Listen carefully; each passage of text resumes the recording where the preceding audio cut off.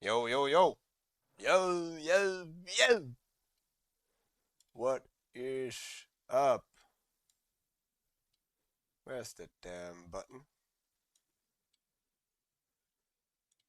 Here we are. What's up, what's up? We are back. And what a glorious day it is today. Since the last time we streamed, there has been a new patch in League of Legends. And my god, uh, is it a tasty one? Is it a tasty one? Let me check the patch notes real quick. We're gonna skim over them just to see if I didn't miss anything important. But the main course for today is Imperial Mandate. Imperial Mandate, the new one, the reworked Imperial Mandate, is fucking amazing on Udyr. Huge comeback on that item. The old one will be missed dearly, but ever since the nerfs, it hasn't been the same. You know, back in the day when I made my video on Imperial Mandate Udyr, that item still gave health, and it gave you a movement speed boost when you activated it. They took away the health, they took away the movement speed boost. All this item had left for it was, hey, if you slow the enemy or you stun them, you mark them, and then your teammates deal extra damage. That was still great for support Udyr, but this item neither giving health nor movement speed anymore made it so aggressive and made you so squishy, you could never rush it. It was very situational, and I honestly never ended up building it. But this is gonna change. I think this is gonna change. Now this item still doesn't give any health and movement speed, but they changed the way you mark enemies, and they changed the way your damage is applied to it. Right? We're gonna get into that. We're gonna get into that. First, skim that real quick, see if we missed anything. Okay, yeah. Lots of support changes actually. I forgot. This is like the support patch. Of course, Imperial Mandate has been changed in this patch as well. But more importantly, Summon Airy has been straight up nerfed. They knocked the base damage down from 30 to 20. Sorry, the shielding. They knocked the shielding down from Airy. So that's actually not an Udyr nerf because Udyr wasn't using this to shield anyway. We're just using Airy for damage, right? So this doesn't affect us. Aftershock got a buff, right? Sort of. Early game buff, late game nerf. So instead of 35 base armor and magic resistance on activation, this now gives you 45. But it only scales with 75% of your scalings instead of 80%. But this is great. This makes it better for champions that don't go full tank, but also like one or two tank items and some health items, right? So this is a better pickup for bruisers now. This is great. We're happy about this one. Guardian. Cooldown 90 down to 40, now 75 to 40. So you can proc it more often in lane phase, which is great. And the shield has been nerfed, of course, because you can now use it more often. But it scales a little bit better with health now, which makes sense because it is for melee champions. Dreammaker, don't care. Moonstone, don't care. Imperial Mandate, this is the important change, right? This is the one we're here for today, right? Like I said, main course. Doesn't mean there's not going to be desserts, but this is main course, okay? So, look at this, right? They removed coordinated fire. So when you slow the enemy now, they are not getting marked anymore for your team to be able to proc the mark and dealing 10% current health magic damage to the enemy. Now instead, it has this effect. Command. On immobilizing an enemy champion, mark them, so we're still marking, right? But on immobilization, not slows. A slow is not an immobilize. So we need a root, a taunt, a charm, a cage, a knockback, or, in Udyr's case, a stun. Every time we stun somebody with our E, we will activate this. And my god, can we use that often? Mark them as vulnerable. Vulnerable enemies take percent increased damage. So we mark them and they take 6% more damage. That's more damage from us and our teammates because it's a support item, right? So this is pretty much the return of, what was this item called? Even Shroud, When mythic items were still a thing, there was this item called Even Shroud, and every time you stunned the enemy, they got marked and took increased damage. It was exactly the same effect. Only difference is, Even Shroud gave you health, armor, and magic resistance, which made it a frontliner item. Here, we have Imperial Mandate, doesn't give any health, right? So this is more so meant to be rewarding gameplay for enchanter supports that manage to hit their hard CC. Think Nami, for instance, hitting her bubble, her Q, or Nami hitting her R, right? She now gets heavily rewarded with the 6% bonus damage for her team.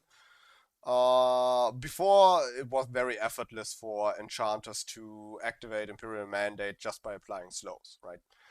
And there has been another effect added. Gain 15 ability haste for your abilities with a mobilizing effect. So if you build this item, let's say you play Morgana, right? And you throw your Q out. That Q is going to be on a lower cooldown than usual. You have 15 ability haste on this item now, but you also gain 15 ability haste on immobilizing spells, right? This also goes for ultimates, right? So Morgana would have her Q reduced and her ultimate, because her Q is a root and her ult is a stun, right? Now for Udyr, I was worried it was going to be special cased, because his E, while being able to apply a stun, you know, Udyr's strange, you know, with his stances and using it with auto attacks, so it's not really a spell that's applying it. His E is also not applying spell effects, so I was like, oh, maybe he doesn't get it, but he does get it. If you build Imperial Mandate, your E will be on a shorter cooldown than all your other spells. It's pretty funny. So this is great, right? This is awesome. Now let's see, is there anything else that's important? Frontliner support items getting buffed out the wazoo, actually, so this is fucking crazy. Ziggs of Convergence is getting a slight, how do you say, quality of life change, which is also great. If you activate Ziggs Convergence, but there is no enemy champion within your range, it won't activate. You know what I mean? You don't know what I mean. I'll show you. I'll show you. I have such a way with words, don't I? Oh, what's this? Experimental Hexblade. I think they pulled some stuff from the, yeah, they pulled some stuff from the PBE. Experimental Hexblade was supposed to get 30-80 instead of attack speed, but now they only nerfed the bonus attack speed down for ranged champions. So, yeah, it was gonna be a bit too nuts if they actually gave it the 80. Heartsteel now gives 10% instead of 8% health. Maybe it makes a little comeback, that would be fun. Static Shift, attack damage getting buffed. Yikes! I feel like this item is strong enough, but I won't complain because I play it. Alright, so let's go into a trainings tool really quick, right? Now the real cooking starts. I think, yeah, I definitely delayed too much again. My fault, guys. My fault. My fault, okay? I was just worried I was gonna miss something. It's kind of important that we take this rune with us when we go into match. Okay.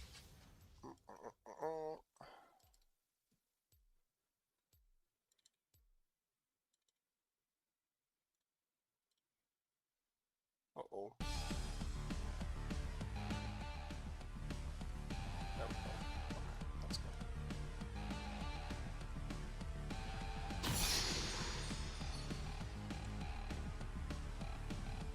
Okay, so.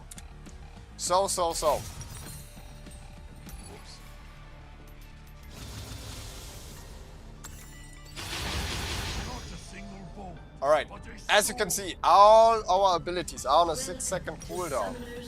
If we now build the new Imperial Mandate while getting 5.2 seconds on our Q, W and R, our E will actually be on a 4.6 second cooldown, because the bonus 15 ability is on immobilizing affecting spells actually works on our E. This is great. Now we have more mobility when building this item, right? But now let's get into some synergies, right? Let's get into some fun stuff. So let's say we are Imperial Mandate Udyr, but because we're a big brain Udyr player, we also customized our runes around it. We have pressed the attack. Now, if I run up to the enemy and stun them, they will get marked by Imperial Mandate, which will now cause them to take 6% increased damage from us. So that means if I stun this guy, mark them, and then activate my press the attack, my press the attack's damage has now just been buffed by 6%. Right? Imperial Mandate buffs the damage of our press the attack. And press the attack has the effect hitting an enemy champion with 3 consecutive basic attacks, yada yada yada, amplifies your damage dealt by 8% until you leave combat with champions. So now we have a 6% increased damage on the enemy we marked, but we also have an 8% increased damage on ourselves, right? So that's pretty nice. We're collecting percentages, right? We're getting coupons, bro. We're getting damage for free, right? It's fucking rush hour in the supermarket, and we're making a hell of a deal. But it doesn't stop there, right? We are, for the first time ever, combining technologies. So when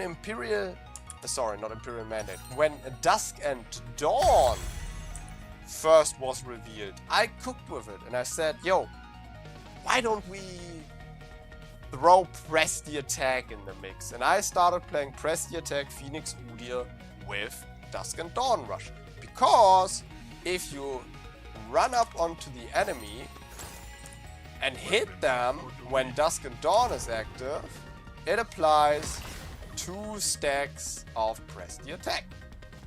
So this now means if I go Dusk and Dawn plus Imperial Mandate, on my stun auto attack I will apply my Dusk and Dawn, my Imperial Mandate and 2 stacks of Press the Attack, and with just 1 auto attack more, we then got both of our bonuses active. So just 2 auto attacks deep into the fight, we have a 6% damage increase on Imperial Mandate and an 8% damage increase on Press the Attack. Now, where's the catch, Wild? This sounds too good to be true. You're telling me there's items like Liandry's Torment out there only giving you a 6% damage increase, and you actually need to be 3 seconds in combat until that applies? Or Riftmaker, which, don't get me wrong, great item, but for the full 8% I need to be 4 seconds into a fight? How come Dusk and Dawn, Imperial Mandate, Press the Attack are such a great combo for seemingly no price? Well, the price is pretty much right here. Imperial Mandate gives us no defensive stats, as I said before.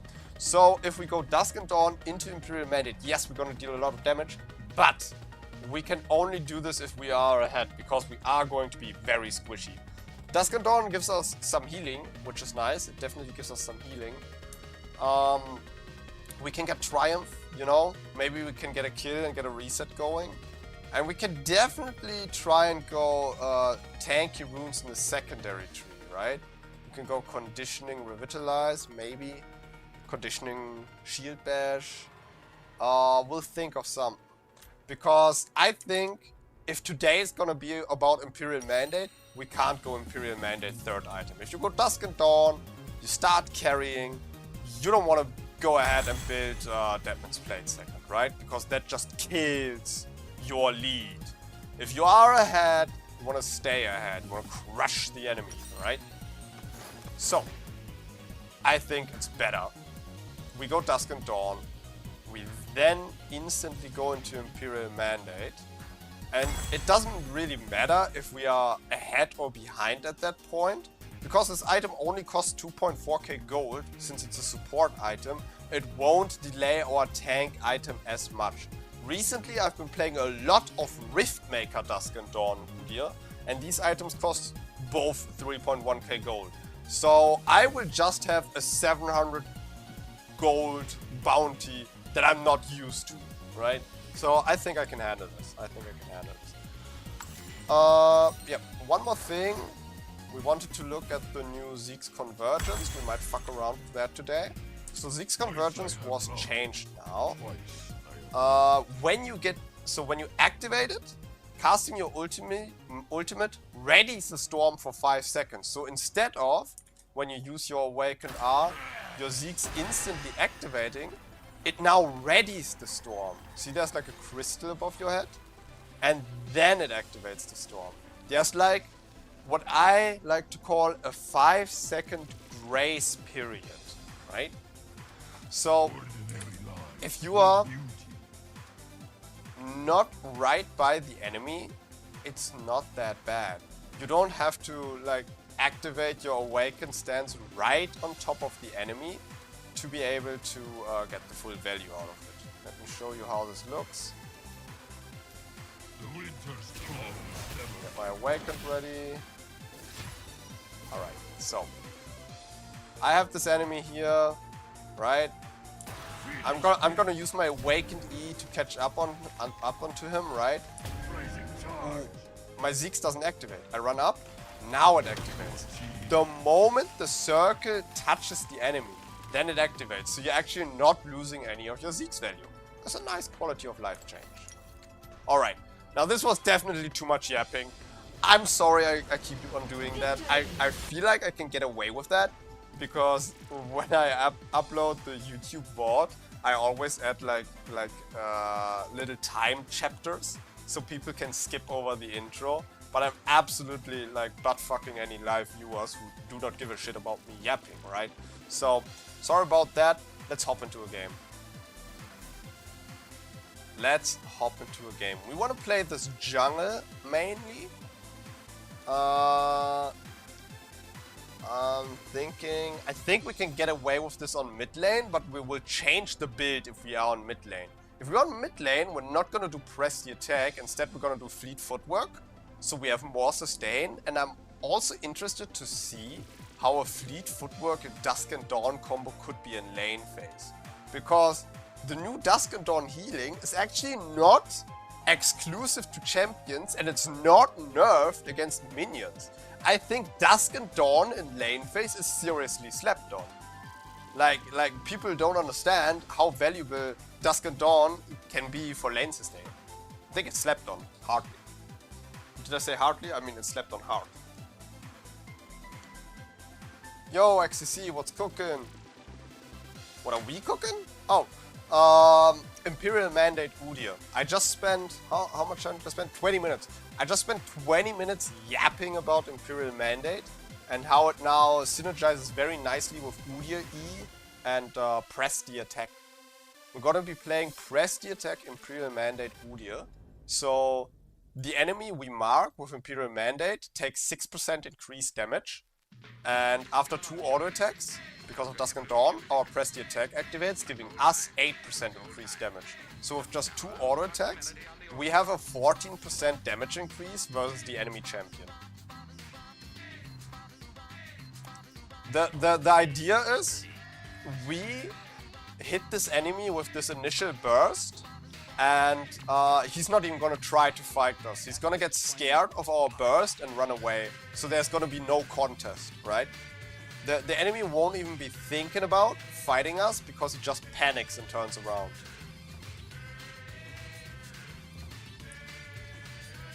That is the plan. You know, it's quite the opposite. Quite the opposite plan than Deathfire Touch Omni Gear.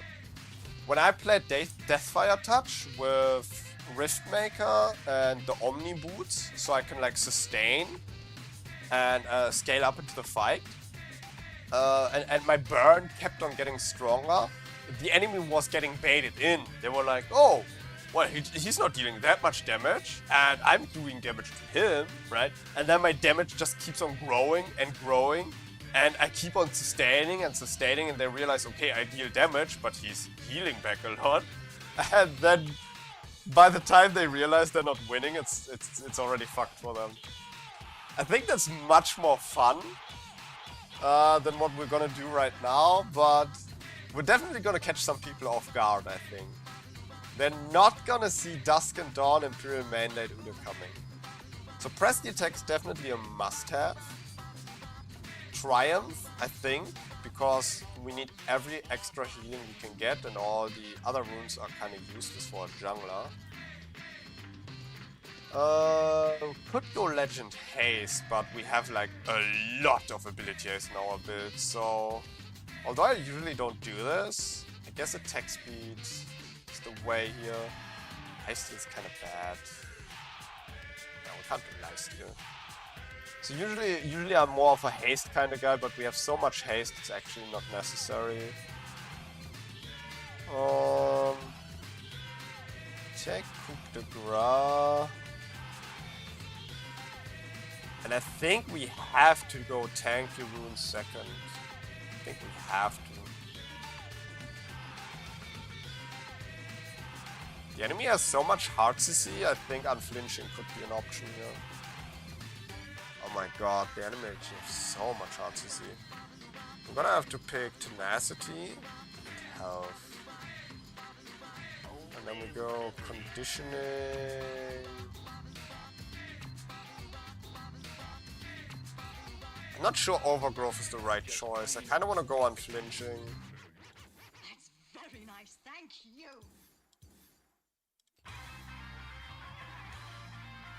Is this Imperial Mandate colored? Or this? This, right? Yeah.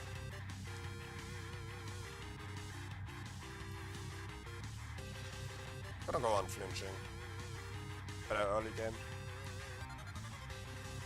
Does Mandate include your own damage too now? Yeah, they completely changed how Mandate works, XTC. So, before it was, if you slow or immobilize the enemy, Imperial Mandate marks the enemy, and if then one of your allies hits that enemy, they take 10% current health damage. Now, if you immobilize the enemy, so no more slows, you actually need to stun or root or cage or whatever the fuck, charm, taunt the enemy for the mark to apply. We do that with our Udyr stun, right? We stun the enemy, and the marked enemy then takes 6% increased damage from all sources, right? From me and from my allies. So I'm kind of exposing his weakness, right? I'm making him vulnerable. I can taste our enemy's hunger. Let them Okay. starve. I can already see again, by the way, in loading screen that our Gangplank is a border count, so that's awesome. I wrote a ticket to Riot that I'm constantly getting border counts in my game and it's not changing. I think I'm done with draft pick, guys. I think I'm just gonna queue solo flex queue. Because draft pick is fucking cooked. There's only border counts in here. It's so annoying. I channel this spirit Like as I get closer. I'm not mad about like border counts likely being higher ranked players playing on a Smurf. That's fine because I actually want my games to be competitive. That's not the problem. What I hate about these fucking border counts I is will put your gift. the players are likely like banned players or hard stuck players who get turbo mad super quick. So it's like very toxic to play with them in your team and the enemy team. Just get tilted faster. Just I don't want to deal. Sword rages through me. Also the whole thing makes me thick. Not thick, sick. The whole thing makes me sick. It's like a tongue twister. Because dude, I feel like there is more bot Smurf accounts than there's actual new players in League of Legends. I don't see anyone like having a good time starting to play League of Legends in 2026. I feel like the community is killing the game, not letting any new players in.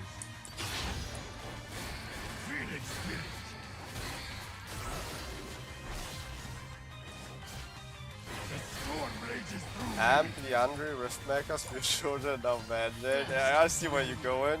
You're collecting the percentages. Yeah. See what you mean. But you know how those are different actually, because while Riftmaker and Leandris give you a 6 and 8% after 3 and 4 seconds into a fight, Press the Attack and Imperial Mandate can just be triggered with 2 auto attacks, so you kind of like instantly get the buffs. I feel like if you then add Riftmaker and Leandris into the build, yeah, the synergy is kind of fun, but you're actually working against yourself. Because you have like these items that want to burst and activate very quickly, and then you have these other items that are like, hey, we need like 3 to 4 seconds to get going. If you could like build some tank items so we can actually manage to do that, that would be great. Right? You know what I mean?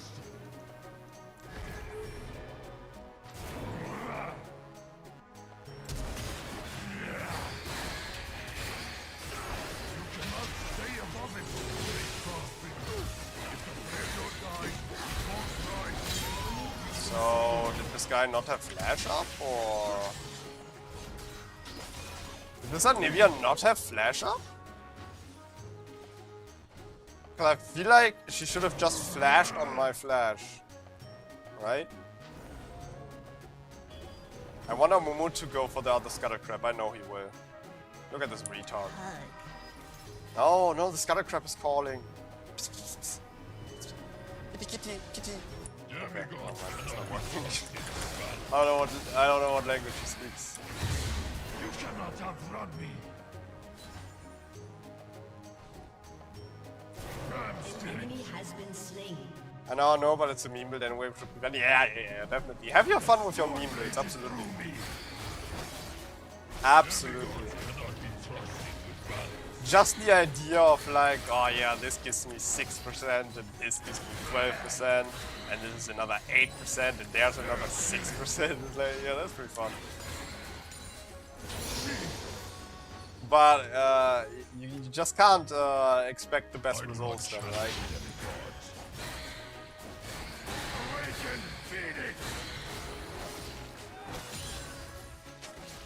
I feel like people are overcooking a lot because they get lost in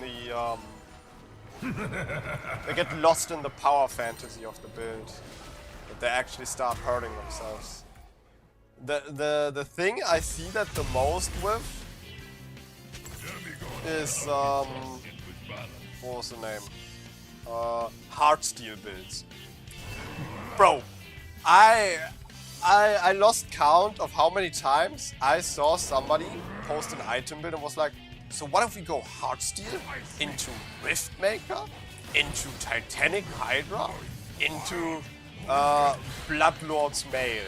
It's like, oh, we have like 4 items that all scale with health, and we're gonna have like 6,000 health, no 7,000 health. And I'm like, bro, you don't have a lick of armor, what are you doing? 1 max health damage enemy and you're cooked! Right? It's like, no, you don't understand. I have health and I have 2 items scaling with health and I have 80 and I have AP and it's like, no. No, retard. Oh my god. I have so much to say. I haven't streamed in 10 days. I haven't had the time because of work.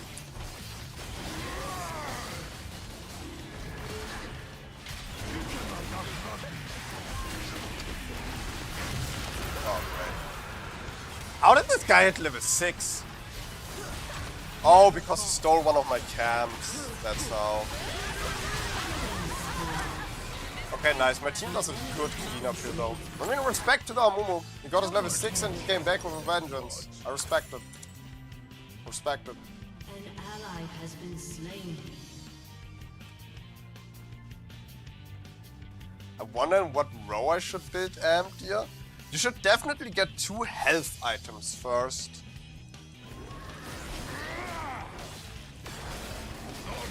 I think Spear of Children Rush is probably the strongest thing you can do.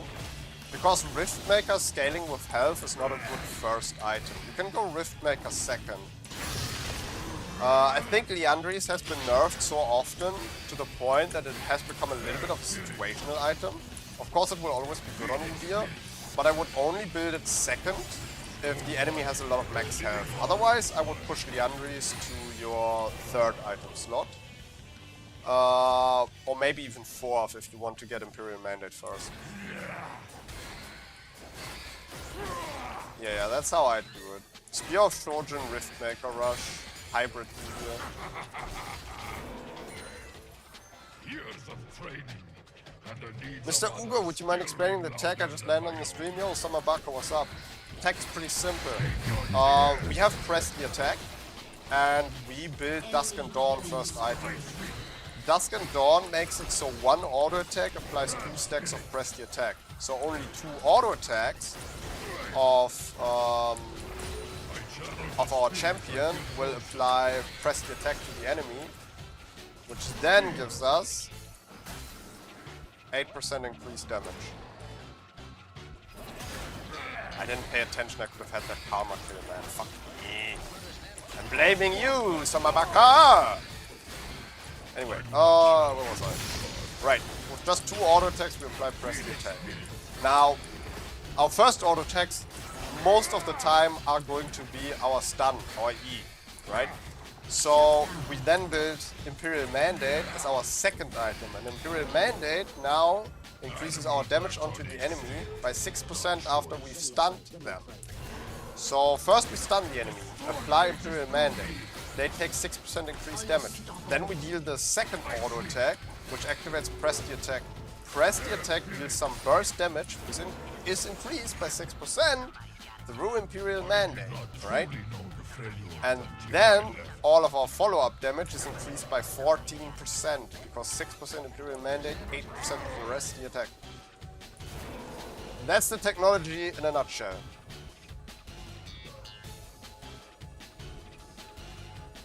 Oh, nice.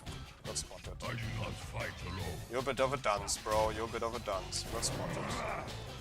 You almost got us killed. Good job.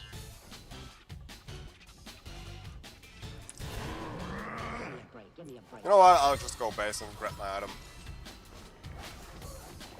I can't get Ruby Crystal though. Kinda sucks. I definitely fucked up my itemization a bit. I shouldn't have rushed Sheen. Dude, I'm not playing enough League of Legends, let alone enough Udyr lately.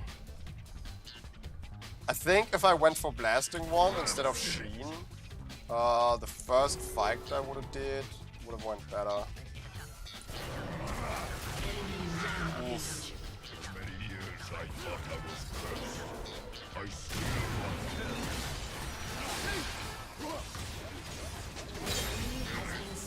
Yo, how broken is Gangplank, by the way? This guy is a level 30 account, by the way. You're telling me this guy plays Gangplank on a level 30? Right.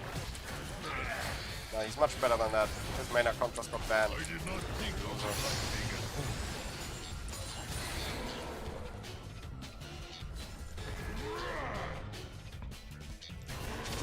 Can you like stop doing that, Amumu?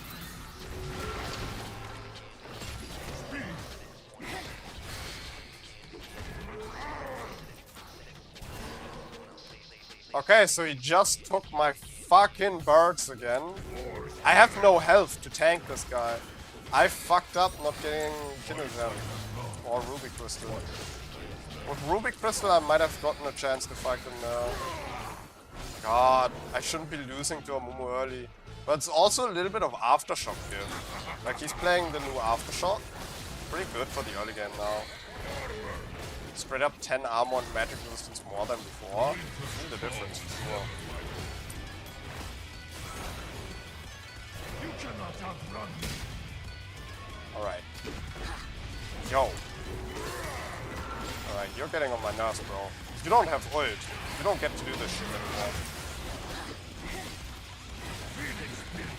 You don't get to bully me around again when you don't have ult, okay? So I was just about to say I want to take a recall here. But I don't want Amumu to take the dragon. I was pretty sure he was going to be on drag, on spawn again, because the last dragon fight went so well for him. He actually sat in the bush trying to kill me solo. That was his last mistake. That was his last mistake. This guy grew an ego. An ally has been slain.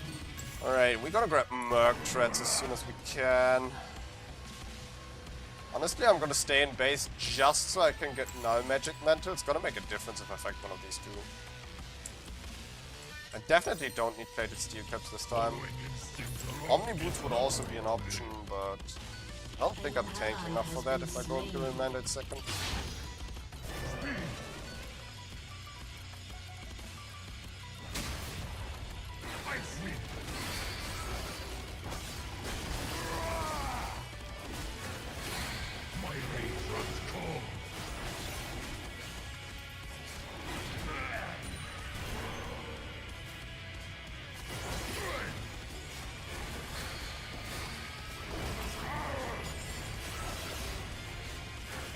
I was about to say, my raptor should be spawning.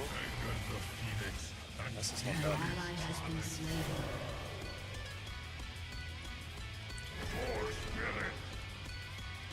I think Amumu is here.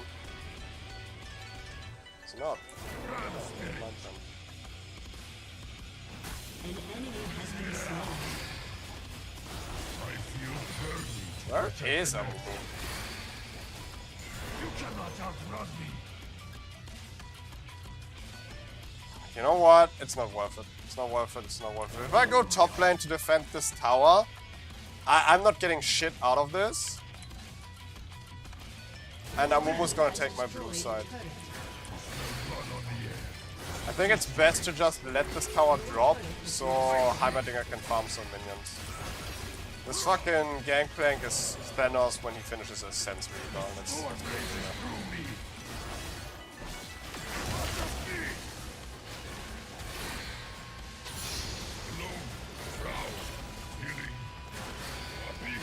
Doing pretty good on our jungle here. We're making some big moolah. Our bot lane really performed without any of our help. Mid lane is holding up. It's really only top lane that's getting the shit kicked in. Understandable though. Smurfing Gangplank. Have a fun time. I can't wait for gold again.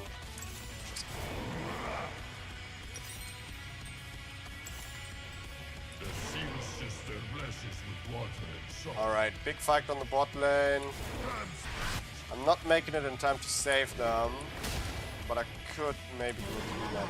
Oh, Gangplank TP down there. Ally has been slain. Yeah, that's fucked up. Poor people bot lane.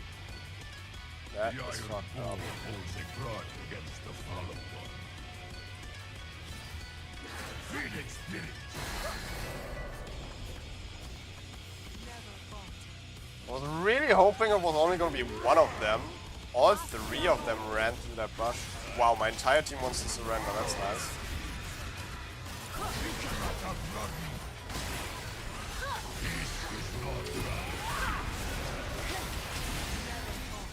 Okay, that's a disgusting amount of hearts to see. This is gonna be tough to go Imperial Mandate second here because I really need tankiness. I really need tankiness. I kind of want to try the new Aftershock with this item build. But that would defeat the whole purpose because we want to combine press the attack with Imperial Mandate. An enemy has been slain. We can't rush a tank item, so we need to like...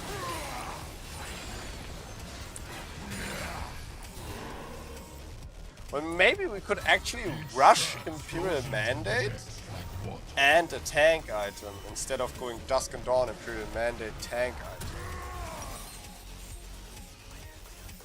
right? That could be a thing. Because Imperial Mandate is so fucking cheap, it might not be too bad. Like, we can just build Imperial Mandate and a Kindle Gem, right? And it would be like building 1 AP starter item. Like Dusk and Dawn. Dusk and Dawn is 3.1k gold. Imperial Mandate is 2.3, I think. So like 800 gold to that. This is like Imperial Mandate plus Kindle Gem is just like building a Dusk and Dawn. Pretty much.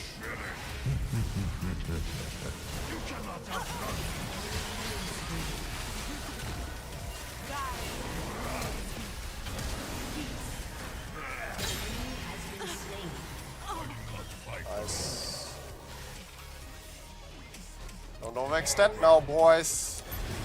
They overextended. An ally has been slain. Enemy double kill. They really chased that, like Amumu wouldn't all in you. Are you this fucking stupid? To be honest, if they would have stayed on Dragon with me, and Gangplank would have showed up like he did, that wouldn't have been great either, but they just died for nothing, so... I think I got room to complain. Yeah, this shit's unplayable. I can't ever queue up draft pick again. This mode has been completely ruined at the start of the season, so we're gonna just queue flex queues for now. I'm diamond in flex queue right now, so we should actually get some nice competition. Out of my jungle, retard. The Winter's Claw was never rival. I was low-key hoping for him to show up to my Crux here.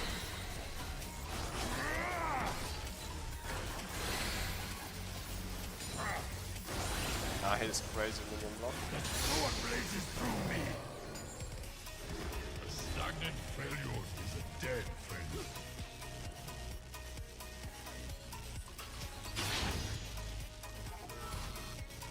Failure done now. I think me ganking this does nothing.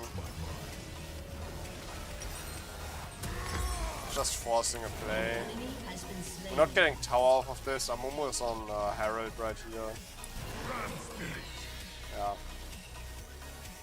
And if I manage to actually gap close in Anivia, the Amumu is just gonna clear me after that. Amumu is actually strong enough to be considered a red right now.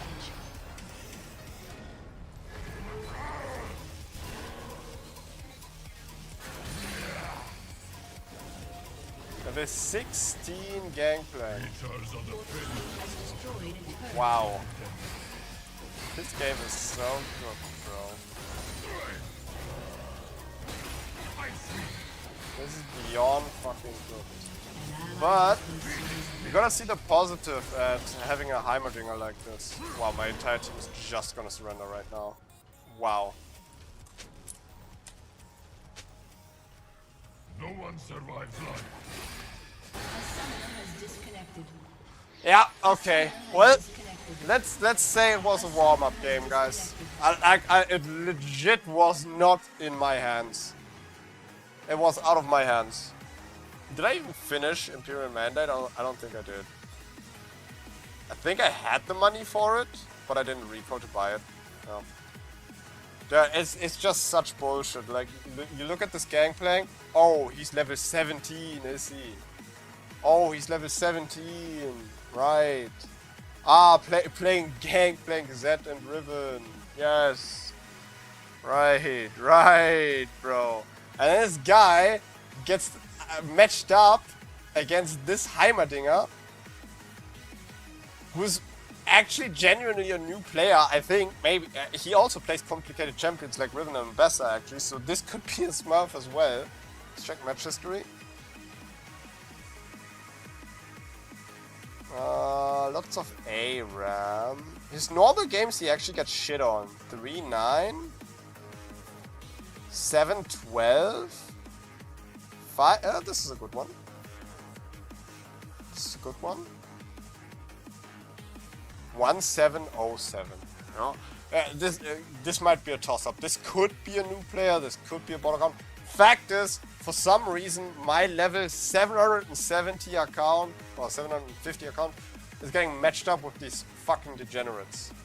I can't go graphic anymore. It sucks. I used to test my item builds in this mode all the time, but I can't anymore.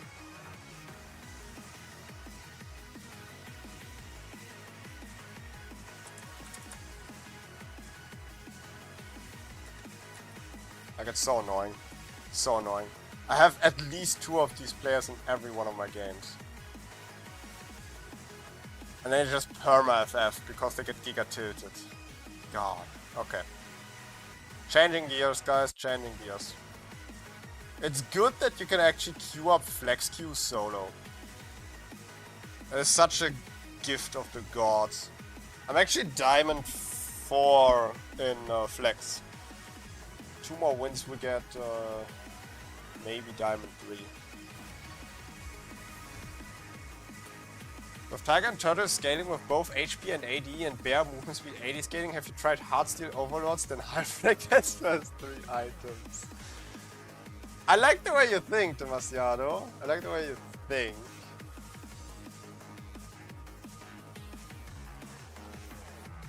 It could work, but you are building 3 HP items and you have no armor and no magic resistance. I think if you do this and the enemy has max health damage, he's gonna devour your asshole in a non-consensual manner. You know? I'm not saying this build isn't possible, but I'm saying it's improbable. Ah.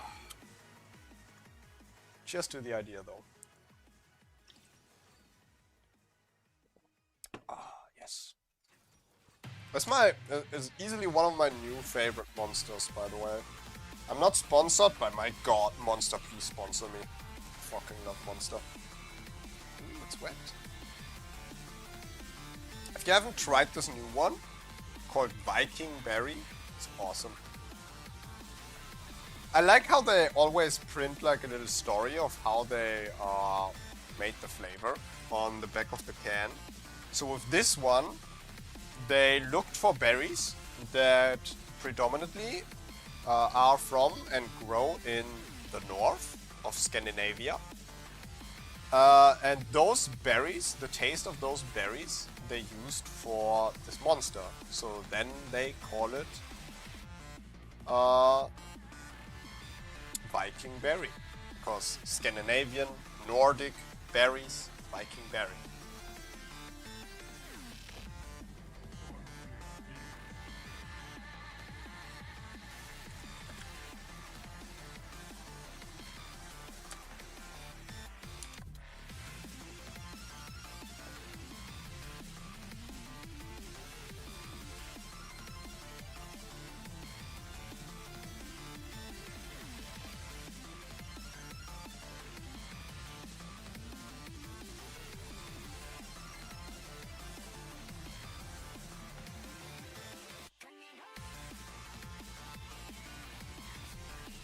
I buy Doran's first, try to get tier on the first, return to base, basic boots and straight up Heartsteel. Wait, tier?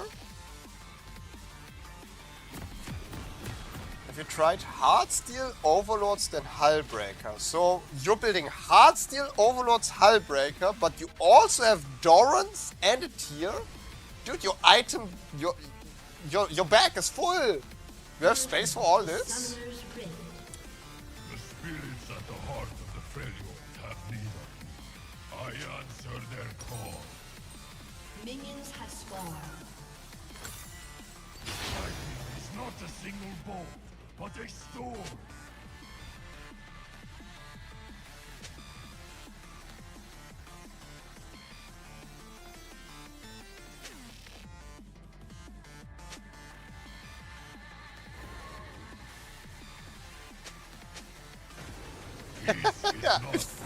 Dude, I think I'm matched up with a 4-stack. These guys are funny as fuck. Do I have my chat on screen? think I do, right? Yeah, I do. Look at that! We switched to flex queue and the people are actually chatting. Human chat interaction and no one's tilted. Yet. Let's see how it goes.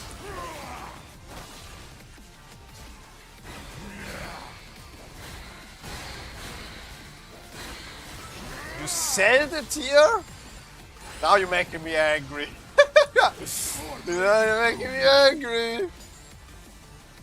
So you're only building the tier for mana sustain, but what that tells me is that you're just not good at householding your mana, or that your rune page might be worse. Because Doran's Ring actually provides a lot of mana sustain if you use your abilities well. And if you still need more mana, I would recommend you go either Mana Flow Band or Presence of Mind in your runes for extra mana. But spending 400 gold, logging up your items to just sell the tier then, instead of building it into Fimbulwinter, which also scales with health, mind you, I think that's a waste of gold.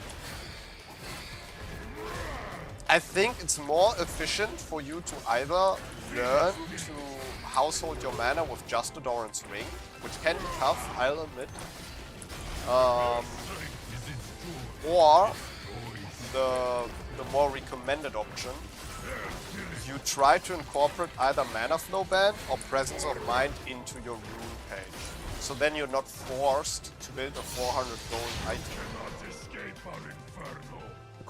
Especially, like, see it this way, see it this way. Oh, what the fuck? What is this? This is illegal as fuck. Punish them! Kill the perpetrators! Thank you! Kill! Murder! Oh, okay. This guy just used 2 flashes. Can I get a ref on this? Is there a ref in the building? Judge? Judge! This guy just flashed 2 times. Anyway, where was I? Yeah, see it this way. This is what I want to say.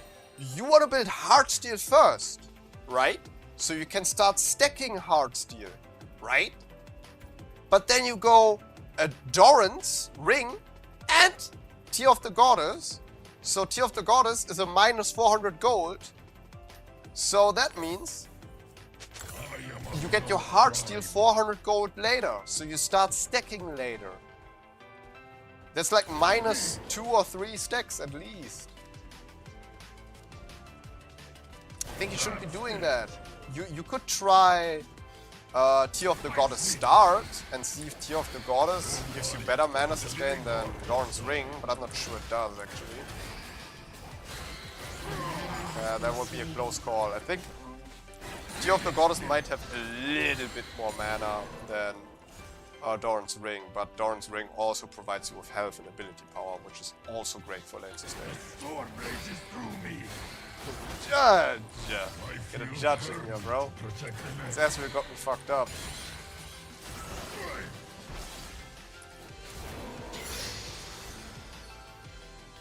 I tried to abuse grass procs early with Tiger, extra range, the tier comes in handy. I see that, yeah. Grasp and Tiger is a great combo. Definitely people underestimate the extra range of your Q, which allows you to get some sneaky stacks. Absolutely. But I still don't see the point in you getting tier. Look at this. W, E, and R all cost 36 mana, right? How much does my Q cost? 20. Udyr's Q costs less mana than all of his other spells. So if you are getting sneaky grass proc with your Q, why do you need tier? This shit only costs 20 mana. I'm telling you, you can learn to household your mana. You get more value out of your champion, runes, and items. You cannot outrun me. You do not need that tier, I promise you. I do not channel. I play a lot of Udyr on top and mid lane. You do not need that tier. I see. You're better than that. how broken are Zyra plans? They can tank 2 shots from a dragon? This cavern is not your home, dragon. Why defend it? Okay, Vega is level 6, but I got Awakened Turtle, so I'm pretty much unkillable. Nice try by the Ezreal. If he shot that Q a little earlier... Nah, I would have never fallen for it. I saw it coming. Ooh, I didn't think my bot lane would fight that. I'm not doing a lot of ganking. I'm just good right now as I am, just farming. Because I'm not really getting contested, you know?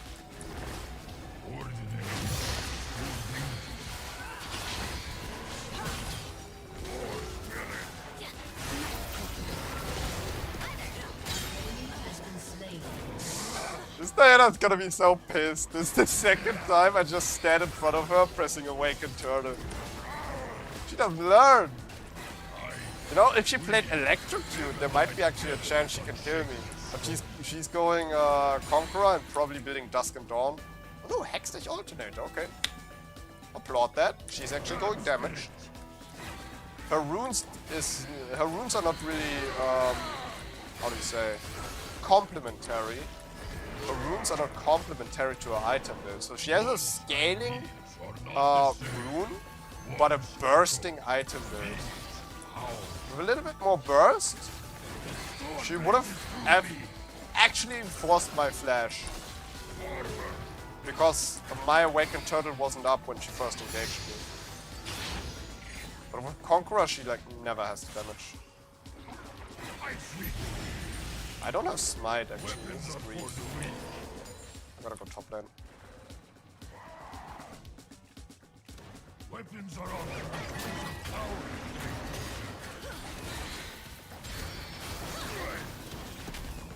Good damage.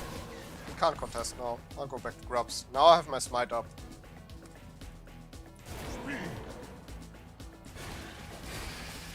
Okay, so as long as Diana doesn't show up, I'm not gonna use my Smite. Because I only have one Smite. So as long as she doesn't contest the Grub, I'm not smiting. We're in no rush. Don't let yourself get pressured here. Yeah, that's 1, 3. Flows into the next like water. Okay, we almost got Dusk and Dawn. It's not too bad that we can't get Dusk and Dawn in this back though, because we want boots anyway. Instead of Kindle Gem, I should have actually gotten Darkseal here. This was a mistake. This gives me only 50 health more, sorry. The German slipped out there. This only gives me 50 health more. And I don't need the ability health right now. Bro, are you German? Did you not notice? Hey, thank you. Dude, whenever I see someone else speaking English while being a German, the accent is so thick that I'm like afraid I sound like that to other people. The best example, no shade to him, great guy, the streamer Onepixel, right? Onepixel? Or some people call him Oni Pixel, because they can't like pronounce the German word, it's fine. He has like the thickest accent ever. he's great, but he got that thickest accent, bro. You thought I was from an A. That's probably because I was like raised by North American internet, right? All the content creators I watched in my youth and still do. They're North American, right? So, like I watched Trick2G, SifHD. Well, SifHD is actually, while being in the North American like content creator sphere, he's actually, what was he? Dutch? No, he was from Amsterdam, right? So the Netherlands. He's from the Netherlands. I watched a lot of Markiplier.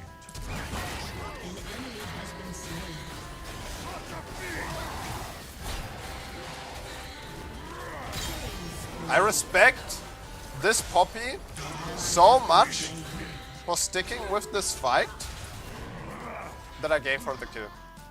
Demigods cannot be Otherwise, I would have taken it. If I had to completely solo this. Yeah. That's embarrassing. But at least Vega ult is down, so they can't dive me. I get this farm for free. creatures of the failure walk in the footprints of the demigods. Okay. Let's go to Dragon. We got one Drake in the bag, so let's make a win con out of that, shall we? Don't need tenacity boots this time. I think this is a rare Omni angle. I'm gonna wait for the 20 gold so I can start stacking these boots. Usually I wouldn't wait for boots and just build something else, but since these boots are a stacking item, I want them as soon as possible. As it nears its goal, the ram climbs faster. Today your accent is stronger than normally, so you're fine on that one, but legit always thought you were from NA. Like I said, I appreciate that. Hats off to you for not seeing the German. Honestly, there's not a lot of good German League of Legends creators. At least I don't know any. Like, a lot of Germans are so uncomfortable with speaking English, so awkward, that they just do their content in German. So like, to begin with, there's not a lot of international German content creators. But the ones there are, like in League of Legends, like, who would that be? Yamato's death? Great! Is that our representation? Is that Germany's League of Legends representation? Fucking Yamato's death? Kill me. Genuinely kill me. I channel the spirits I feel closest to. An ally has been slain. For spirit.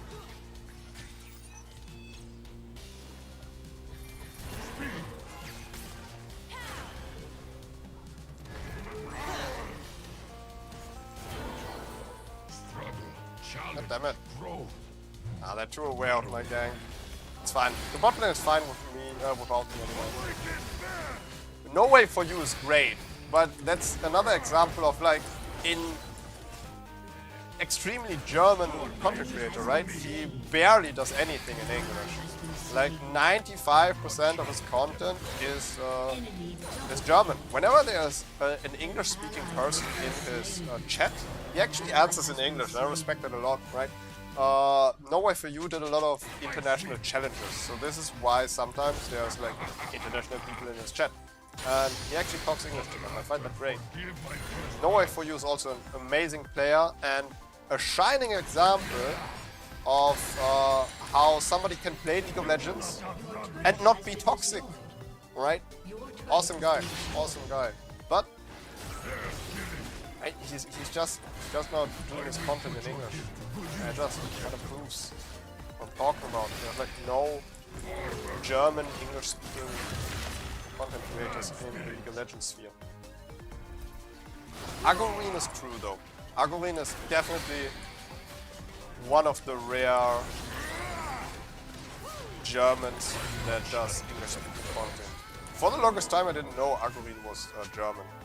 He does well on masking his accent. Phoenix has destroyed a turret.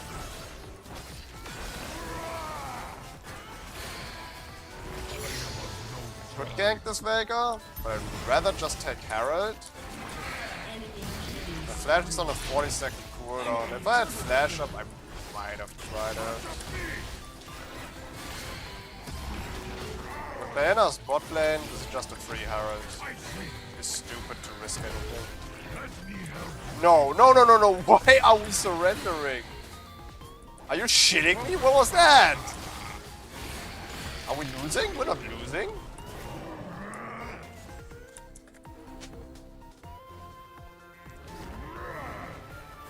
Your turret has been destroyed. Your turret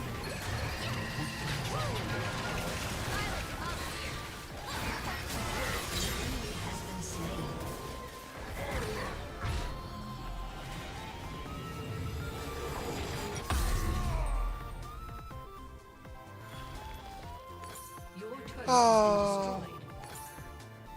The My team is still Test intact. their blessings with water and salt.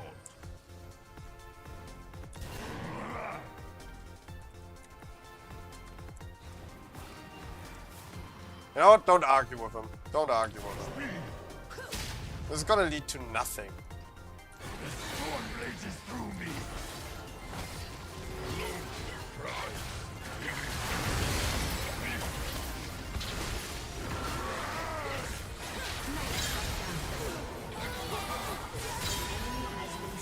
Phoenix Spirit.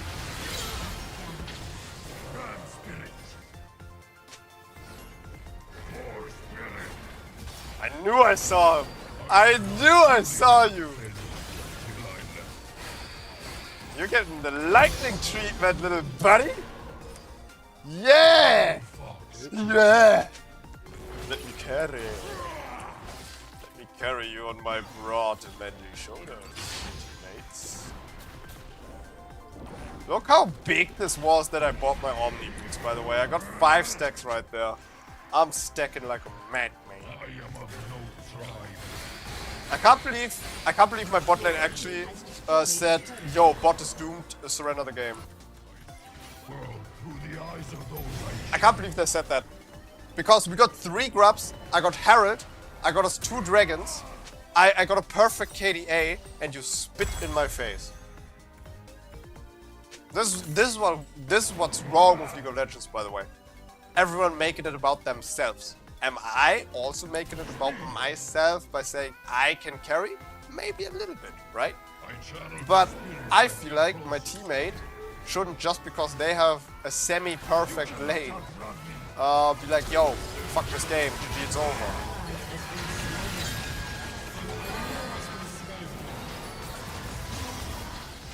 Like, I can drag the game out to the point that my teammates can make a comeback. I've been here before, right? It's not like I want to solo carry. These days are over. You can't solo carry a league anymore. But I can get my teammates to the point where they can pull their own weight.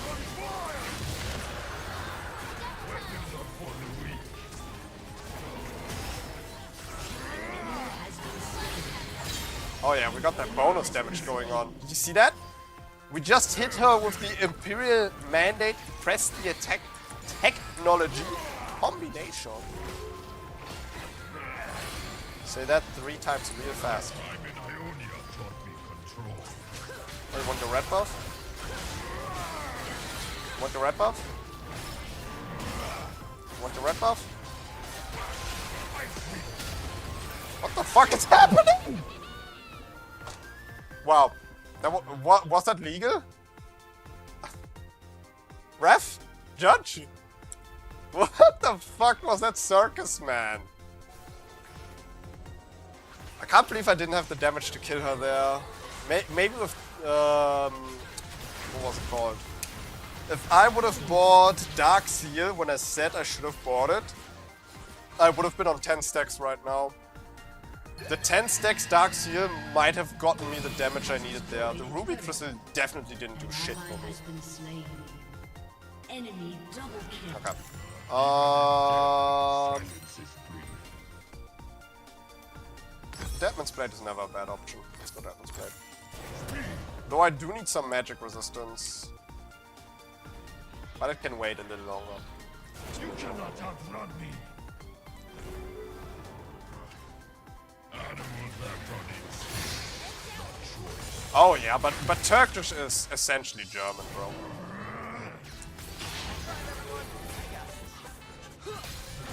Pretty sure Germany has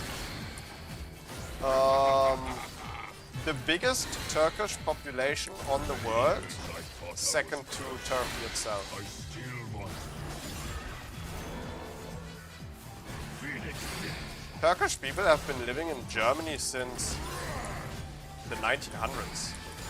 Actually crazy. Armor. Ram Spirit. Twice I have loved, twice I have left. War Spirit.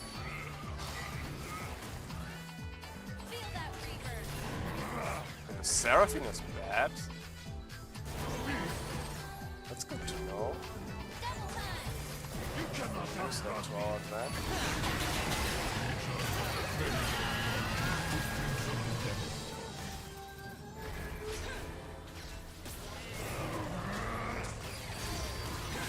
Okay, I'm playing too risky, bro. I'm playing too frisky. Woo!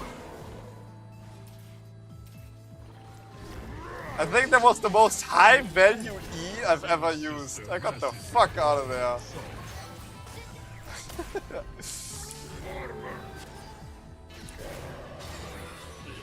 And thank God for that bonus movement speed up fast as fuck.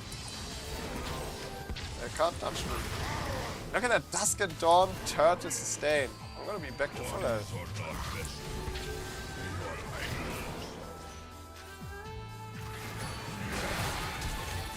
Oh, good flash. Vega would have died if he didn't flash there, I promise you that.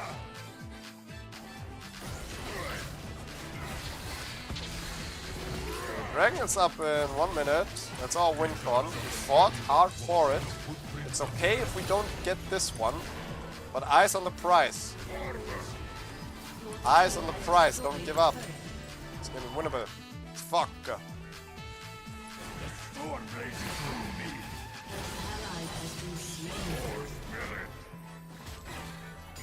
Wish I didn't hard enough the Fountain of Life rune. It used to be passive on small region, I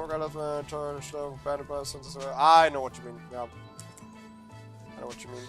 I kinda like the new version more though, because you notice the impact a lot more. Yeah, it's a shame about the interactions though. Like, it only being up every 20 seconds is just not often enough for you to trigger heal items with it.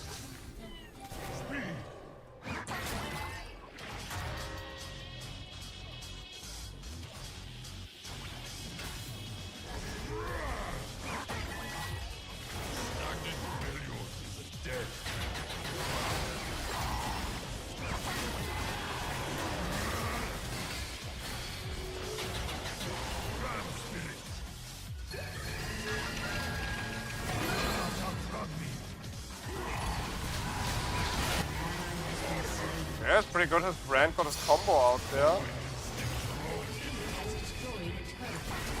The damage hiking wins us the fight.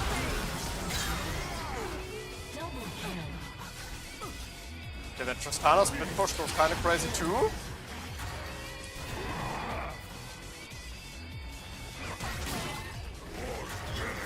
These enemies are very aware of my like danger.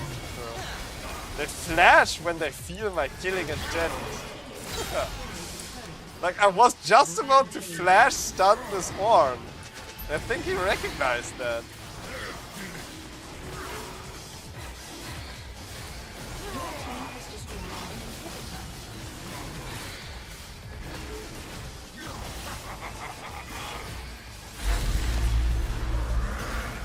There we go, baby. That's a fucking hard carry jungle. Can we just acknowledge that, please? 3 grubs, Herald, and 4 drakes in a row. Come on. Every objective under my belt, bro. We'll like that.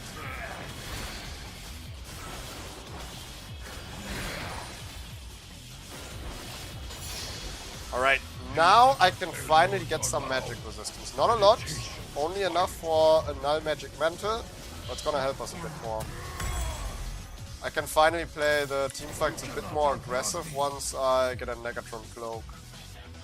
I'll likely go Abyssal Mask, because we have a lot of magic damage in our team and it's very cheap as well.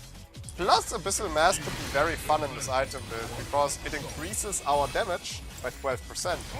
So it's kind of like another percentage bonus, similar to Imperial Mandate and Press the Attack. Great synergy. Yo, Rumborino, what's up? One spear, Imperial into Riftmaker, Death Dance, Blood Boots being mega broken. I mean, you can definitely stack a bunch of percentage bonuses, yes. But you gotta recognize some items, some effects stack faster than others.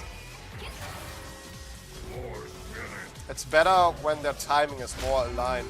Press the attack in Imperial Mandate, as well as Abyssal Mask instantly activate after 2 auto attacks.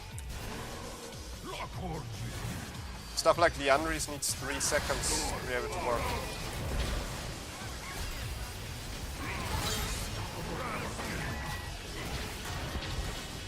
Yeah, Baron is a good call actually. We can't take anything with the wave state anyway.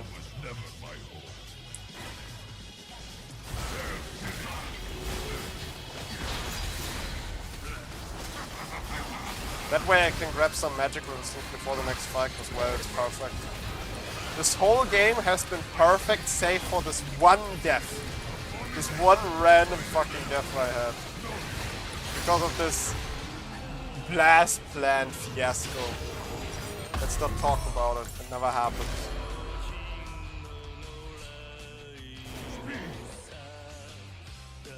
Yo, Kane Johnson, what's up, man?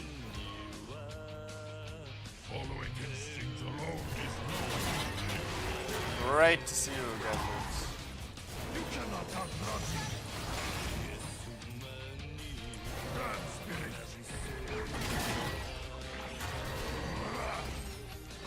Alright, we gotta get these side lanes pushed. While keeping pressure on the mid lane. Maybe we can look for some cheeky awaken R's, but I think Vega's gonna catch me with E if I drop it. Yeah. That was very limit testy. It's a good thing we bought magic resistance. So Seraphine just wasted her ult, that's awesome. And we pretty much didn't pay anything for it.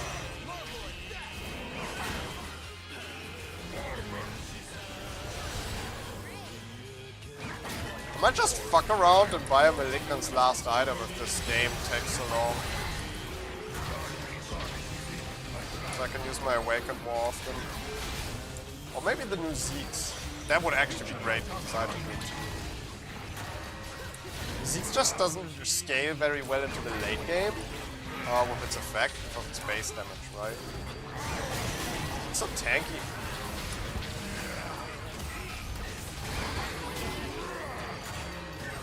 And just keep dropping Awakened R's on these guys.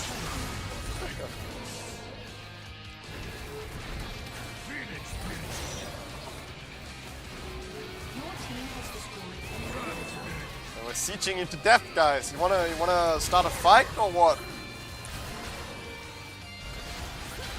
You gotta come out and fight us at some point.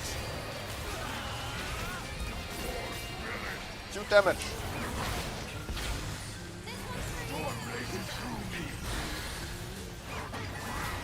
Yeah, bacon that shit. Bacon him respawn. Instantly taken again. they're playing like a zombie survival game here. Clearing the waves. You can't stop us forever, you know? Oh, that's a fat one. Yeah. Oh shit. I got a little greedy now. GG.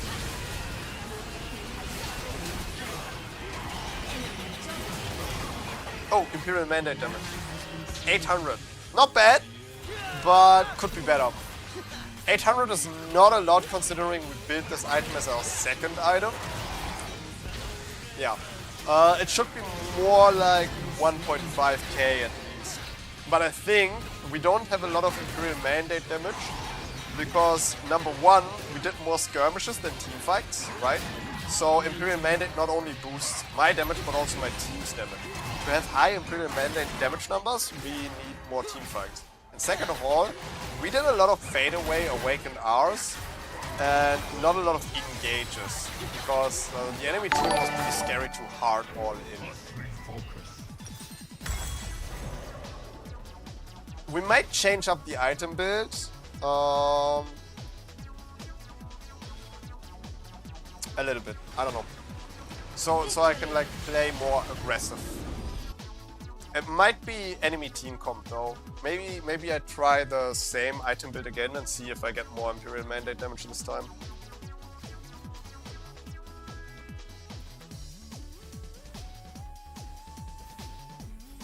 Not bad though, not bad.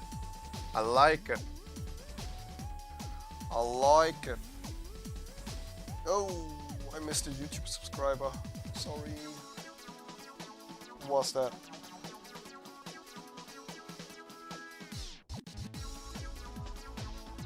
Why does YouTube chat not have like a feature where you saw who subscribed? Should be a thing. Sorry I didn't see your name. I appreciate it though. Ain't no way he's got 10 stacks on the Omnivamp boots. I think they nerfed the Omni boots way too hard, didn't they? 10 stacks is insane. They went from 6 stacks to 10 stacks. Why not like go a step in between? Why not try 8 stacks first? Sometimes you just don't get 10 stacks. You have to rush these boots after your first item at the absolute latest. And you have to have some good fucking fights to be able to stack these boots. It's crazy. Like, it can take you a whole ass game to fully stack them if you're unlucky. They are great boots though, I'll say. Great boots. And I also say I appreciate that they didn't nerf the Omnivamp of the boots, but they kept the same Omnivamp, it just takes longer to stack it. But again, 10 stacks is overkill. They should have tried 8 stacks and see if it's still OP. Support Udyr climb to Challenger when? Bro, I'm never reaching Challenger. On my life, I'm never reaching Challenger, bro. I would be very comfortable chilling in Master, and if I ever do like full-time streaming, I could see myself climbing to Grandmaster. But okay, never mind. If I'm full-time streaming, I could try getting Challenger, but I couldn't promise actually getting to Challenger. Okay. Let alone support Udyr, Jesus Christ. Let me reach Challenger on Udyr himself first. The mastery score is 999. We get one more level, we're 1000 mastery score.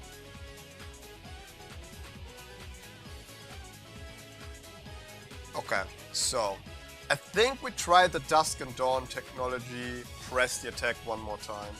Here's the thing, I don't feel tanky enough with the item build right now.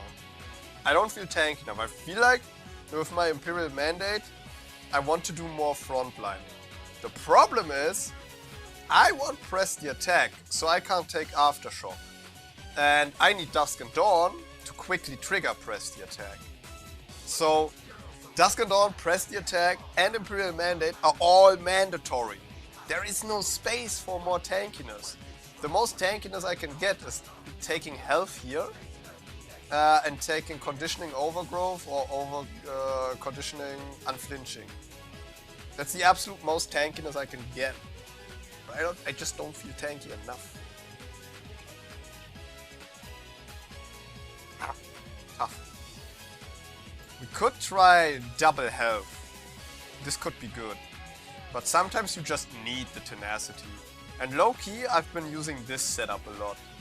The 2.5% bonus movement speed. You actually feel it.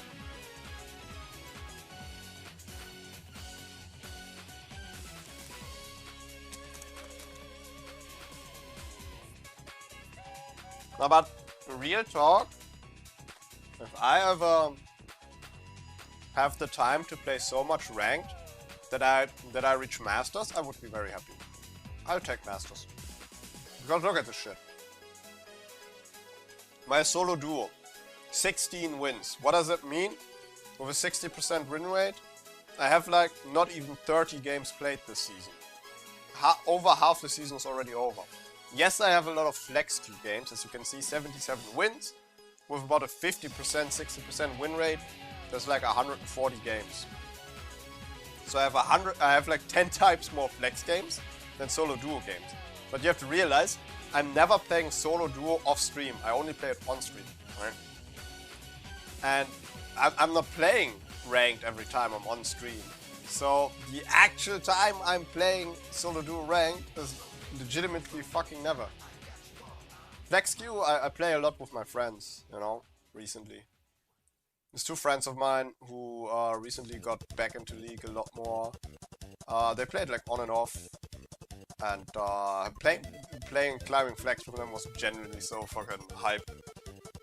They've been both playing League for like 10 plus years, just like me, but never really got invested into flex queue.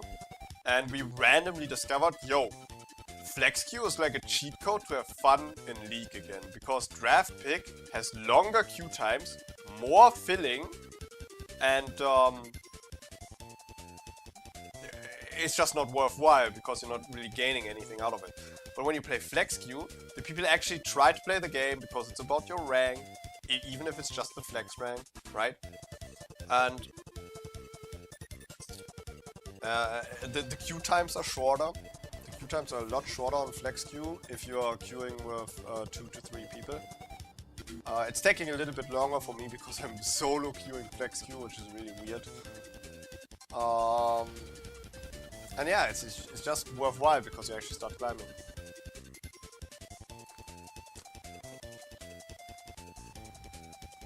Bang, good jungle again, it's nice.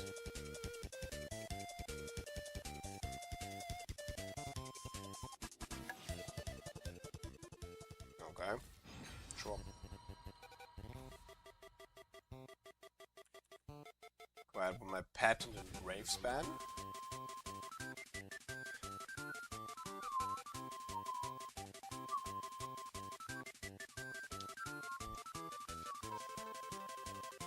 Oh my god.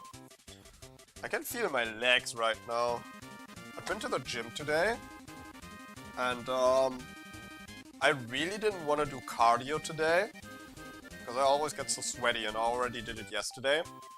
So I was like, okay, but I still want to work out my legs. So instead of doing cardio for it, I was like, let's just go to the leg press. And I put the leg press on 80 kilos. Which is, I don't know if it's a lot. So it's a decent amount for me at least. And I pressed that. I pressed the 80 kilos 10 times per set, and I did 3 sets. So I think I'm gonna feel that tomorrow too.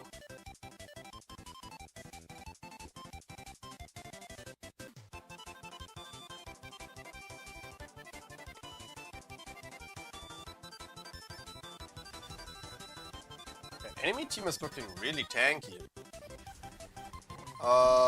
It's unfortunate we don't really have any max health damage in our item build, but we have max health damage on Udyr, so it really doesn't matter too much.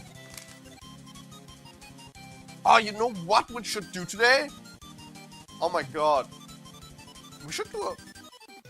I just thought about, yo, Liandry's Torment would be great here, because they have 2 champions scaling a lot of max health items, right? We should do a burn Udyr. Back in the day, when Liandry's was still the meta item on Udyr, and then Riot released Demonic Embrace, and then you played Liandry's into Demonic Embrace because it was essentially the same item again, right? So you had the 2 AP burn items. That was so disgusting. That was so disgusting. And now, Riot added a burn route. So now we can play Deathfire Touch, Liandry's Torment, Malignance. Oh my god. Then again... Okay, no, actually, yeah...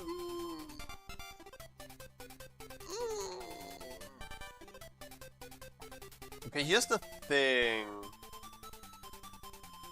Deathfire Touch...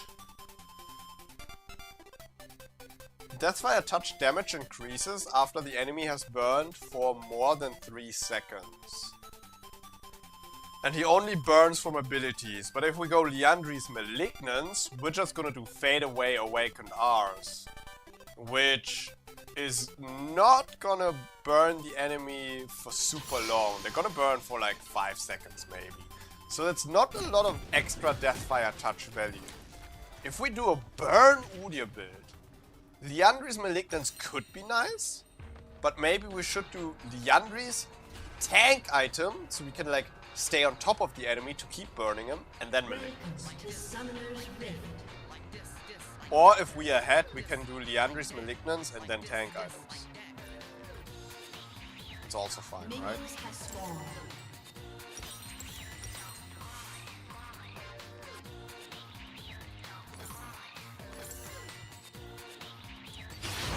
It's not a single bolt, but a storm.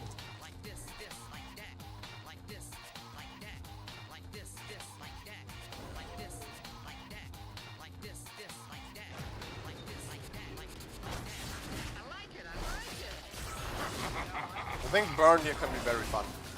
We should do that. Protective nature, son. We should cook a burn Udyr build. Maybe after this game already. I'm not sure I can wait another game. Especially, I have this thing, you know, I have this thing.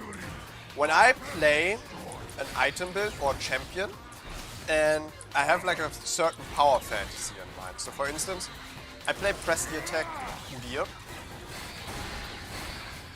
I play press the attack Imperial Mandate Udyr to get like all this percentage bonus damage onto the enemy. And if I manage to do that and have a great game and actually support my team in the fights and I win, I'm like, huh, okay, now I did that. Can I change anything about it to make it better or different? If the answer is yes, okay, let's try that, go for another game, right? If the answer is no, then it's like, okay, then I don't really have a reason to play this build again now, you know? And I think we could be reaching this point if I have a really good game with Imperial Mandate Udyr right now. Because I just had a really good game. I had a decent team, and then they got tilted and were like, yo, we want to surrender. And I was like, no, we're not surrendering, I'm carrying. And we dragged the game out, we had great fights, and you know, GG well played. And that was a great experience. And if I now have a great experience again, I'm like, okay, it's a great item build, end of story. What is there left to show? You know? The only thing that could change is I'm playing with different teammates and against other enemy teams. It's really the only thing that's changing.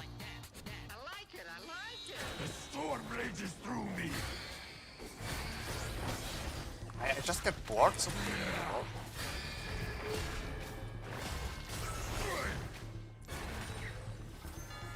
Ram spirit.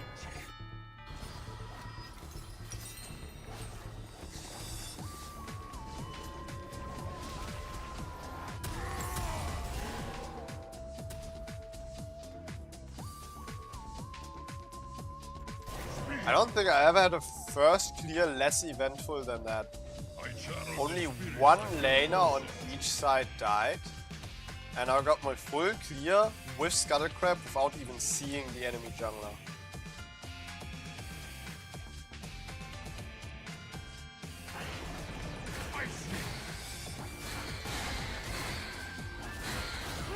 Could be ganking top lane right here. It's pushed in. Oh yeah, and Jax just showed up. An ally has been slain. Tried auto-attacking as much as possible there to get my awakened up. It actually paid off. But I have my awakened for the gank now.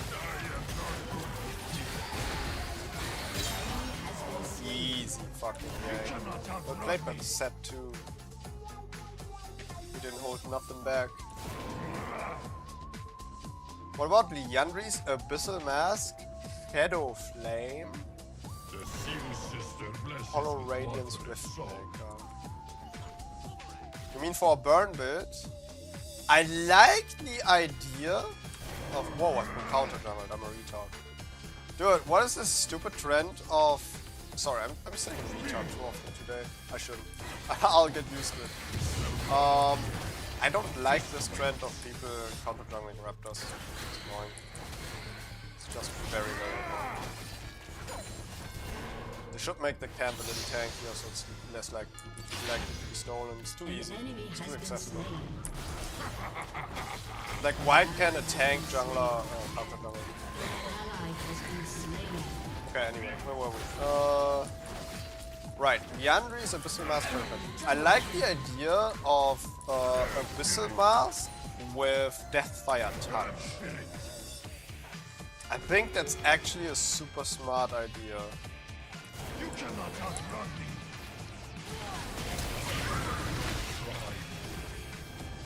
That was scary. I was actually on building there the entire time. Meditations quiet my mind. So, with Deathfire Touch, you want to be tanky enough to, like, stay on top of the enemy so you can keep burning them, right?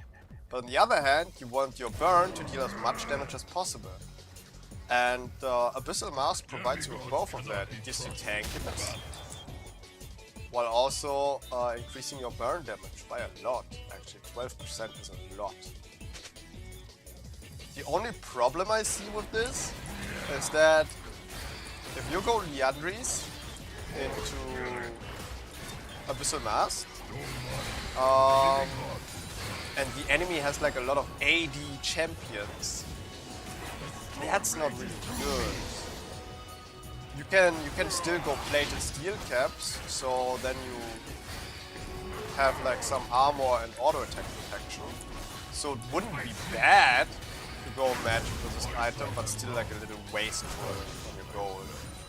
I think depending on the enemy team comp, you can go Liandry's into either an AP item or Liandry's into Abyssal Mask.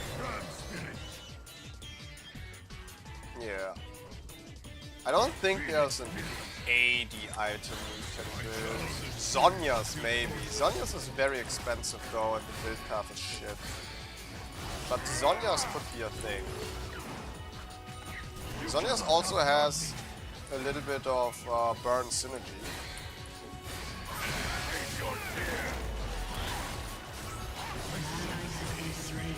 You're shitting me.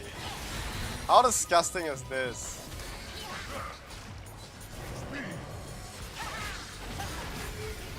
Okay, well played, I guess. Bro, I can't touch Fizz. I cannot get my press the attack on this guy. I had him on 2 stacks 2 times there. And he just avoids me until my stacks drop. Disgusting. I need Merc threats, quickly. Silence is brief.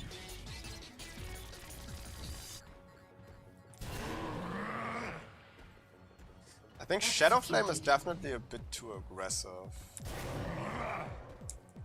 And Hollow Radiance I would only go if you're playing a lane or not a jungler. Plus you're building 2 magical items there, so you're kind of doing like an anti-mage thing. We need to cook a burn build. I think I can come up with something.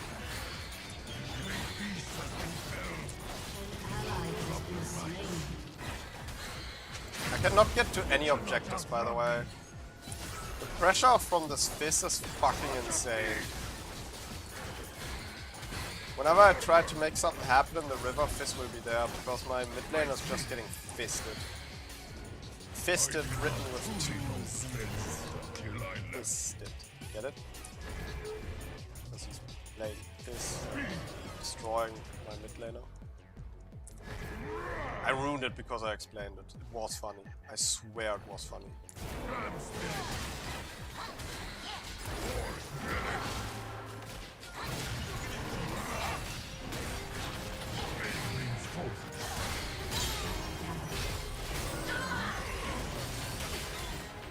Oh, he actually gets to deny me the kill for so long that I get cleaned up there. Wild. This is gonna be a tough game. This is gonna be a very tough game. Enemy killing spree. I think they're already. Instinct led me one way. training another. Speed!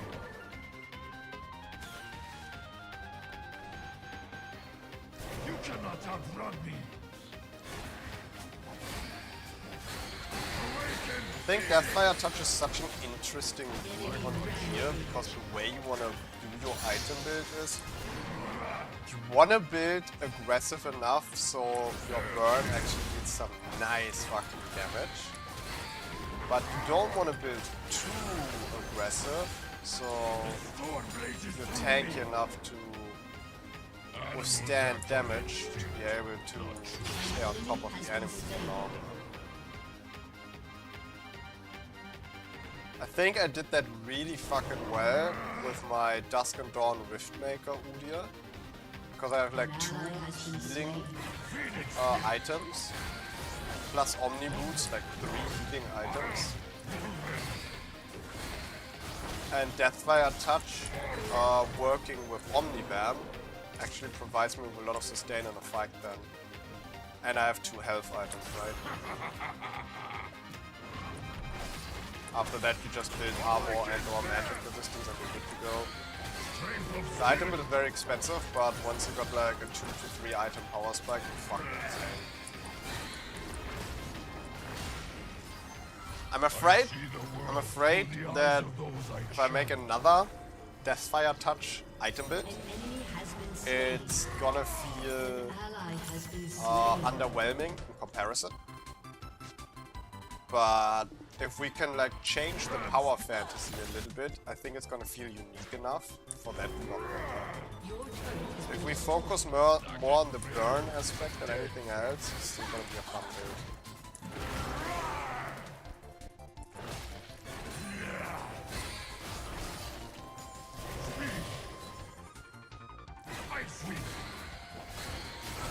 I feel like the Sejuani really didn't do a lot to take the objectives.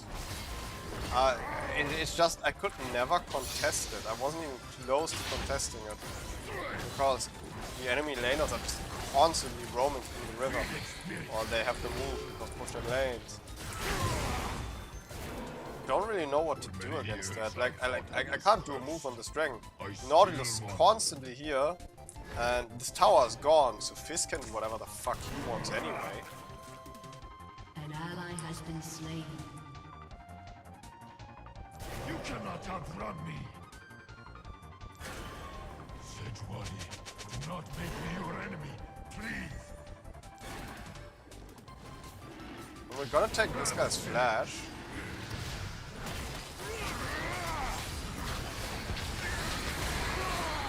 He doesn't have flash, so we get to damage him and dragon at the same time.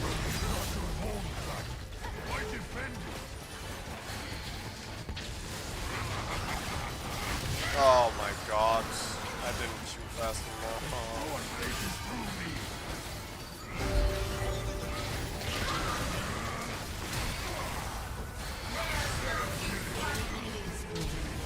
Oh my, just fucking ended. Okay. Enemy double kill. An enemy has been slain. My bad, I guess. I'm cooked. I don't know what the fuck, dude. First I get outsmited and then I fail flash into the wall. Fuck my life. What the fuck's going on? An enemy is unstoppable. I'm so down to surrender this. I see no way back into this game. Like, it's so hard to play already, and then I make stupid fucking mistakes like that. We could have pulled out the dragon, you know. Would have made it a lot harder for Squan to steal. I underestimated Brand's damage. And when I then used my Awakened Q, I only got 1 Awakened Q out, not both of them. And yeah, I missed my smite because of that. We had more overtime damage than we had burst damage there, which made it very easy for Sejuani to just slide in there and smite that shit. I could have still outsmited that though. That's on. Oh, that makes me fucking depressed. That makes me low-key depressed, bro. I think similar to last game, if I try my absolute hardest, there's a way for me to carry this.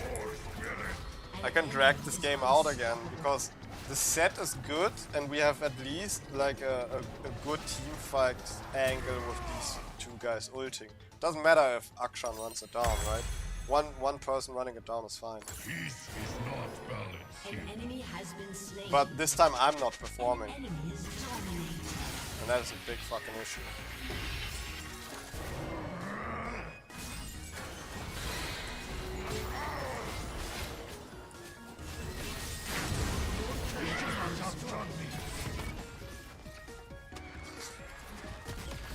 I'm really sorry for this set. This set is in the exact same spot that I was in first game. When the entire team just clicks surrender and you're like, what the fuck, I was doing good. I know you did, set, you're getting an honor. This set played it well, man, he didn't deserve this shit. Okay. But at least we got out quick. Okay, let's cook the Deathfire Touch item build real quick. Play that, and then we hop back into whatchamacallit, the Imperial Mandate, Dusk and Dawn. I wanna fuck around with this idea right now. So Axim Arcanus, definitely. Celerity's fun. Yeah. Gathering Storm or Water Walking. Well, this has a 7% AP scaling. So I believe that one is good. We'll stick Water Walking. For now. I like Water Walking because it helps you contesting objectives. I think it's so good for that.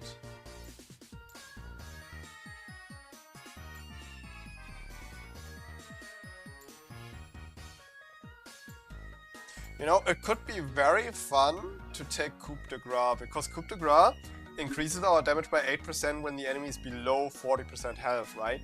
So this like feeds into the same power fantasy, where Deathfire Touch, it starts off slow, but after 3 seconds of burning, the damage increases by 75%, right? So they get increased damage after 3 seconds, and then another increased damage when they're below 40% health. And before they realize that they're losing the fight, they're burning to death. So this could be very fun. We can combine that with like Haste or Triumph. Haste is definitely not a bad idea if we're rushing Liandry's, because Liandry's doesn't give any haste. We could also just do the standard Magical Footwear, Cosmic Insight. The movement speed would be really nice, but it might be overkill. Could do Cheap Shot as well. Cheap Shot Ultimate Hunter. We're doing Burn here, right? So a lot of Awakens is not bad. Damn. It's one of these cases where you have too many good secondary options.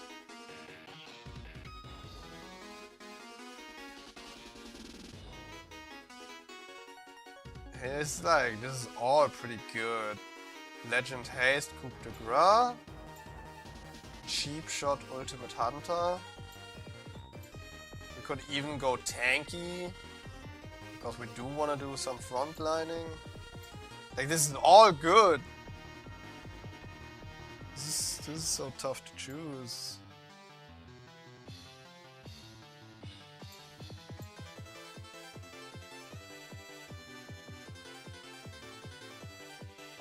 We definitely get to trigger Cheap Shot 2 times, right? With like one Awakened R attack. We definitely get to trigger that 2 times. But I feel like if I go Cheap Shot Ultimate Hunter, it's just gonna be Fade Away Udyr. I don't think that's the point. We don't want to do Fade Away Udyr. So Yeah, but I'm not enough of a tank Udyr to do this shit. So yeah, but I don't have enough kill pressure to go Triumph. Legend Haste could work. Well, let's do this. Boom, boom, boom. Okay.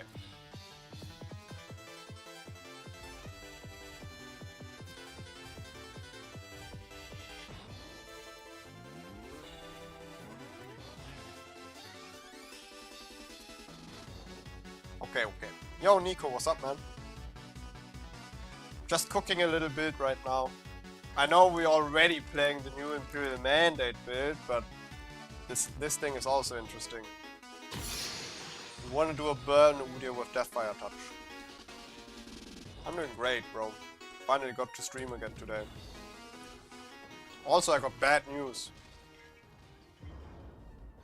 For the next 3 days, I have late shifts, meaning I work in the evening, so I can't stream at all.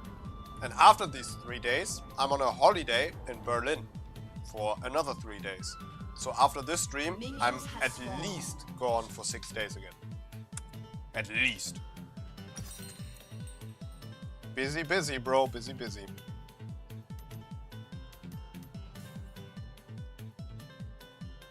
Oh yeah, 3 days holidays. Me and my boys were going to Berlin.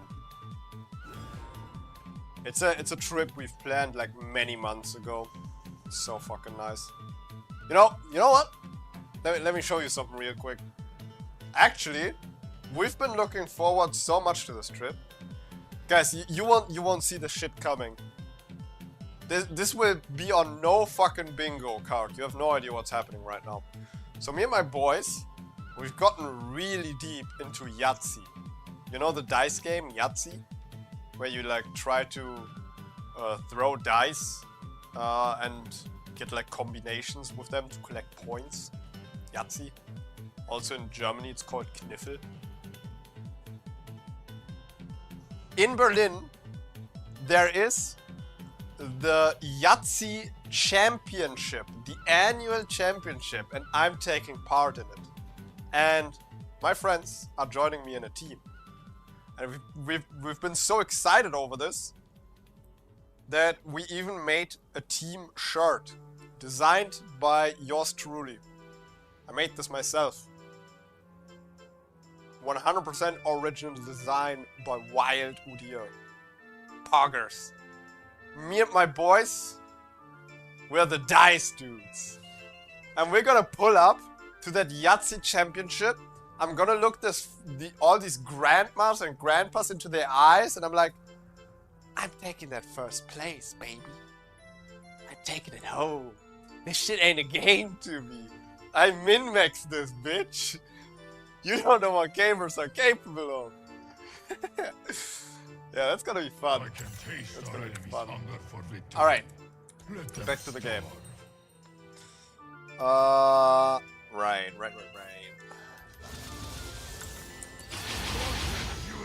So, we want to do Burn Udyr. Obviously, the Unleashed Torment has to be our first item. The Unleashed Torment gives us a 2% max health magic damage burn, while also increasing all of our damage by 6%. This also increases Deathfire Touch damage by 6%. So this is a must-have item if we want to play Burn Udyr. Blackfire Torch could be an option if we would be playing this on a lane, but I don't think we're doing that. Now we can do Malignant second, but here's the problem I see with Malignant, right? You look at Malignance and you think this is great for Burn Udyr because it makes a burn field underneath the enemy and it decreases their magic resistance, right? So them getting decreased magic resistance will increase the damage of the Unleashed Torment and Deathfire Touch. So it's a burn that boosts other burns. Awesome. Look at this thing shake. So many different damage sources. It's like it's like coming from every side, right? But we're like super squishy when we do that. We have no fucking health at all because this is aggressive.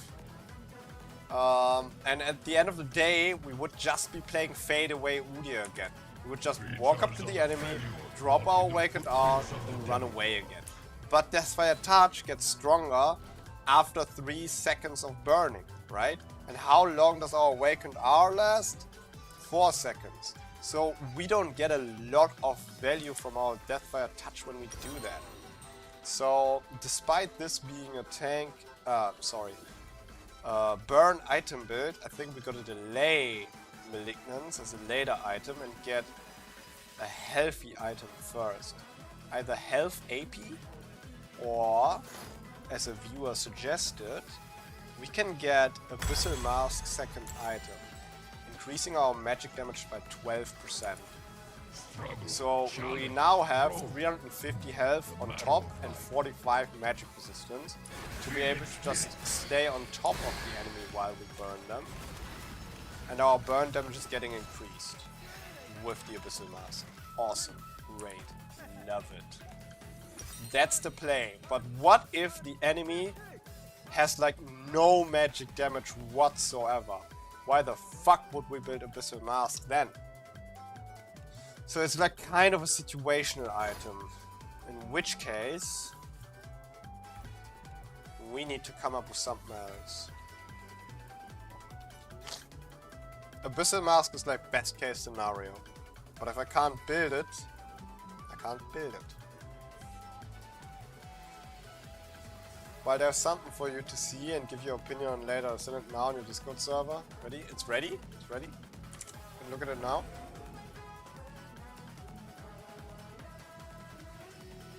It's a meme. Yo! Is that you? Is that you? Hold on, let me pull that up. Bro, is that you? That's you? Holy giga chat. That's amazing. That's amazing. You put so much effort into the hair. You even got the blue feather. Hey, yeah, brother. You got the bandages. You even did like the in between the finger fucking wrapping. You did the hand bandages wrapping in between the fingers like a pugilist, like a fist fighter. That's attention to detail. I love it. It's awesome. Gotta work on these shoes though. Yeah, awesome. Awesome, awesome, awesome. Really good. I love it. That is amazing. Get a LOL costume party? Oh my god, that sounds so fun. Maybe I can get my boys to do that sometime, but they probably wouldn't do it. It would take a lot of convincing. I can definitely get my boys to do a costume party on a Halloween maybe. But I don't know if I could make it a LOL custom party. Probably not. Okay, anyway. We need something for our burn build. So, if Abyssal Mask is not an option, we could also try Bloodletter's Curse. Dealing magic damage with abilities or passive to champions reduces their magic resistance by 7.5% for 6 seconds. Each ability cast instance can only apply one Vile Decay stack to each champion once every 0.3 seconds. So how does this work when I have Liandry's and Deathfire Touch? One stack? Are we shitting me? That's gotta be a mistake. How bad is this item?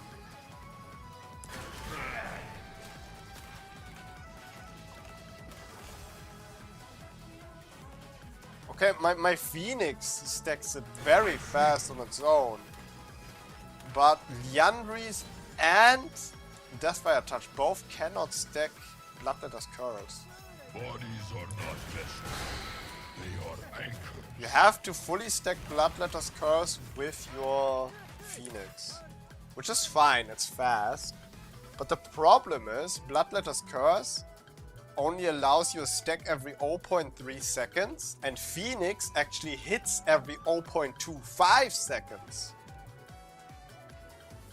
So instead of every Phoenix hit, only every second Phoenix hit, every 0.5 seconds, you can get a stack. And that is not good enough for me, because then it takes 2 seconds for you to get your full stacks. Unless... Following instinct alone is no way to live. No, auto-attacking doesn't help, I think. I don't think auto-attacking helps. The storm rages through me. It's tough to tell, actually. I don't think auto-attacking shreds. I'm not sure. It might. I'm not sure.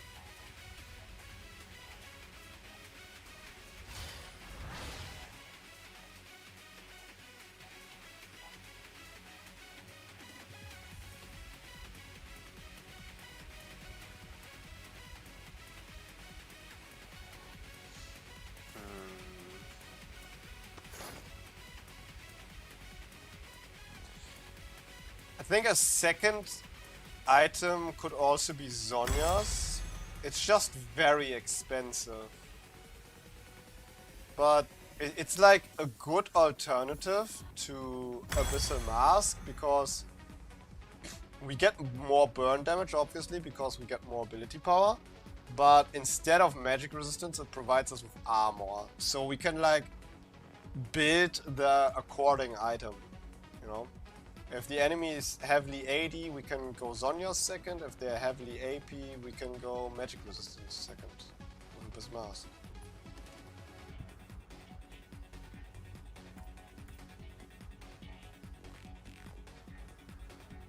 And then we can sneak a Malignant somewhere in between there. Yeah, and that would pretty much be it. I don't think there's anything else. I really don't like the way Bloodletter's Curse works, so I'm probably not gonna incorporate it. Yeah. Okay, it's good enough for me. I think this build can fucking annihilate enemies. Victory! Zhonya's definitely slept on. If you activate your Phoenix and then use Zhonya's, and the enemy just like has to endure 2 seconds of standing in your Phoenix, and that can change an entire fight's outcome. Okay. So, we're gonna play one game of Burn Udyr, and then we go back to Imperial Mandate. And I might change the Imperial Mandate build just to like try some stuff out. I wanna stick to press the attack Imperial Mandate, but maybe we can drop the Dusk and Dawn. Dusk and Dawn is great to get my press the attack out quickly. With just 2 auto attacks instead of 3 auto attacks, and Dusk and Dawn in general is a great item on Udyr. But maybe it's fine if we just rush Imperial Mandate into other items and skip Dusk and Dawn completely. I don't think that's the right call, but I want to try something else out just to see how it works. Maybe Imperial Mandate Rush can actually be strong. You don't know until you try.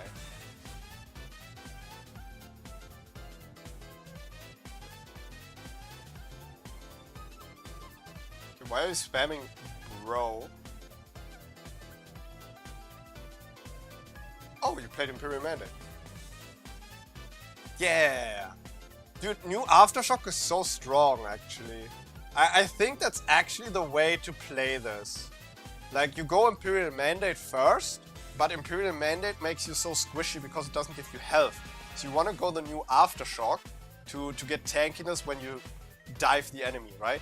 You stun the enemy, they take 6% increased damage, while you, with Aftershock, take less damage, right?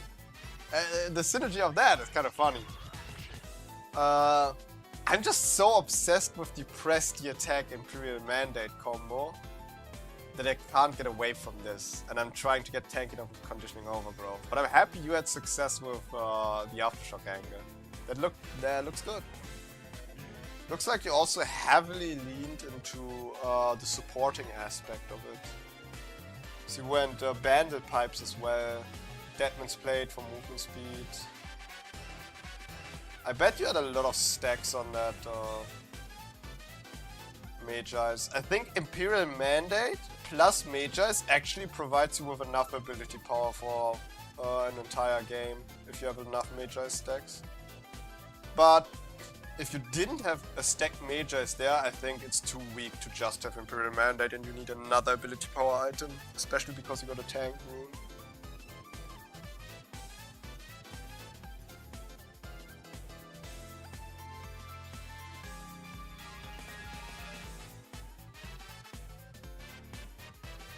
Yep, good job.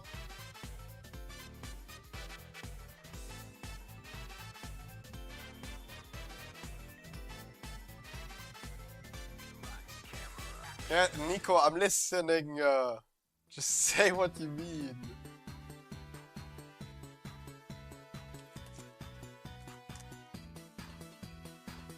Udyr Auras 3.0, The Revenge. It's like a fucking horror movie trilogy. It's like part 1, Aura Udyr, The Killing. Aura Udyr 2, Udyr Returns. Aura Udyr 3, The Revenge? Question mark?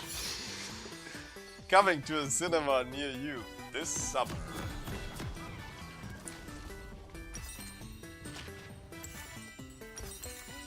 Is that Aura Udyr? Like a shadow, but I cannot look back.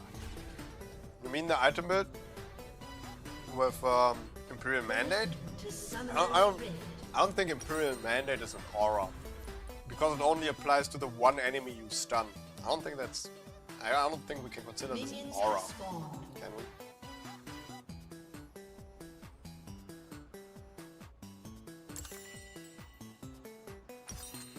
Spirits guide me. I think Aura Udyr is making a comeback once Riot changes how Sunfire Cape and Hollow Radiance work. Because they're just way too weak right now.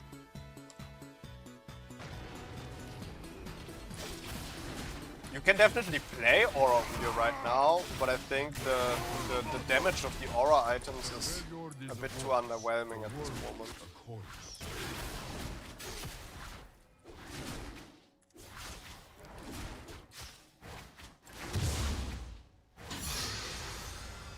Autumn's wind. You don't die because you just run away. Yeah, that's pretty effective. Prowling tiger. Summer's flame. You know, so far it hasn't been too bad with Phase Rush being removed. I guess we relied on Phase Rush a bit too much. We just built movement speed items, it's kind of fine. We turn the wheel of life. We need no help. I still will miss Phase Rush though. How many seasons did we have Phase Rush? Like 9 seasons, right? 9 seasons of Phase Rush. There are some players who haven't played the game for 9 seasons. Phase Rush has always been there for us. Now it's gone. Prowling tiger.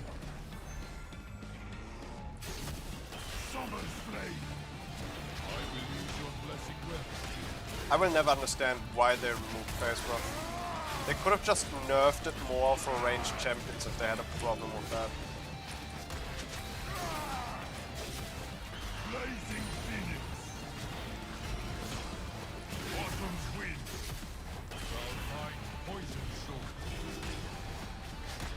We need no help.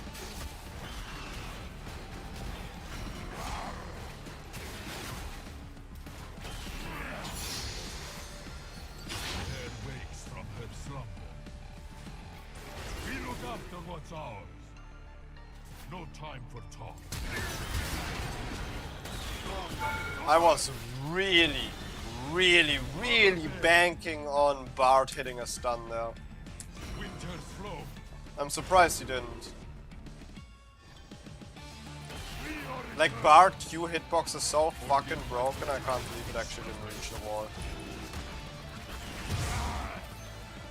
I'm gonna double Scuttle Crab this Nocturne so I have a stronger smite than him.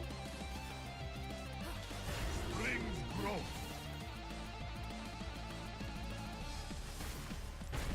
An ally has been slain.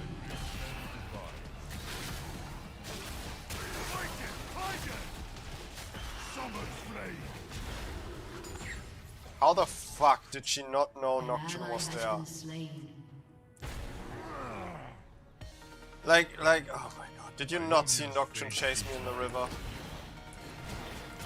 But Mel is pinging Orianna like, I was winning this 1v1, look how low Orianna is. Yeah, nice, you're a tunnel vision laner.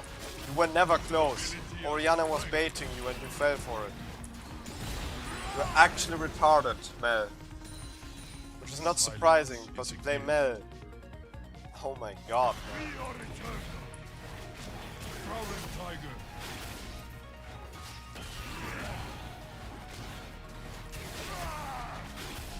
Immovable turtle.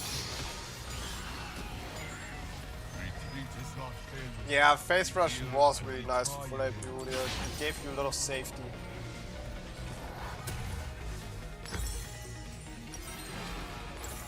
Okay, we got first back haunting, guys. It's been a while since I've done this. I can't remember the last time I rushed Liandry, so this feels nostalgic actually.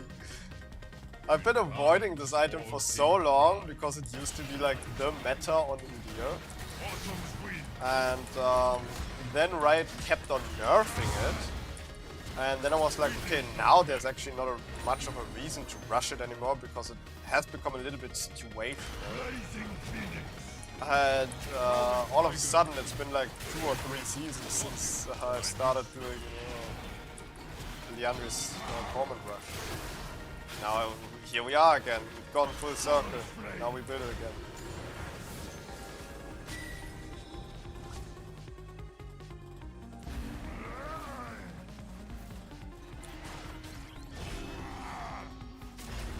Feel like water, adaptable and unyielding, passive and powerful. Stability and strength.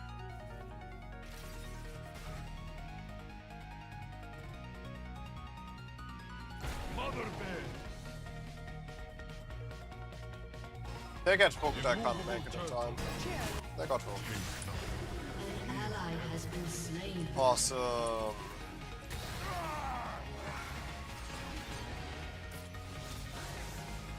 Strength of the tiger.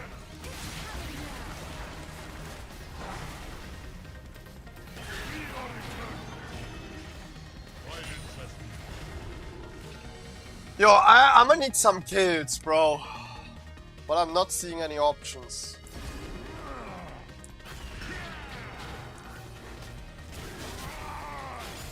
I'm making great farm. Bless my path.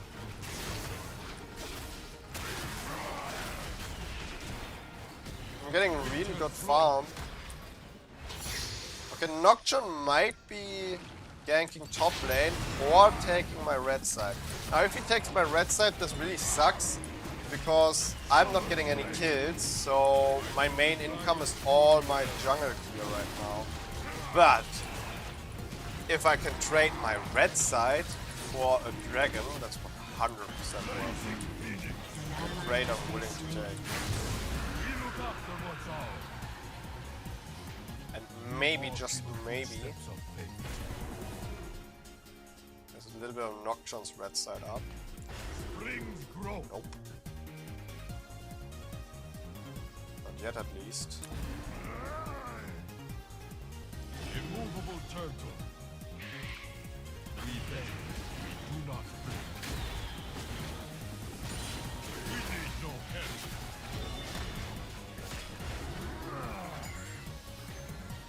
We are eternal. Autumn Because Nocturne never ganked top lane, I'm like 99% sure he took my red side. vigilant guardian. Stalwart protector.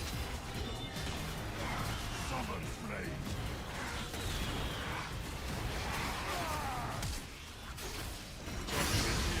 He doesn't know about the burn! Ah, by the time you flash, it's too late. An enemy has been slain. Mother Bear!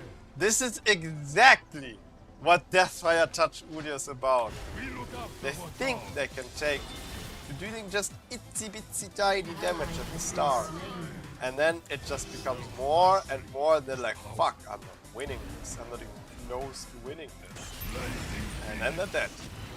And they're just dead. Prowling tiger. And now I'm taking back the entire fucking game. An ally has been slain. Only problem is, my Mel is just a free fucking teleport for this Nocturne apparently. Lucky, I still get out of here. An ally has been slain. Mortal, spirit, I wander both. We need no help. Prowling tiger. Summon's flame. Whoa, my red buff's up? Wait, did that? But the Nocturne took my Raptors, right? If he didn't take them back then, he definitely took them now, right now. We need no help. Yeah. Mastery is power.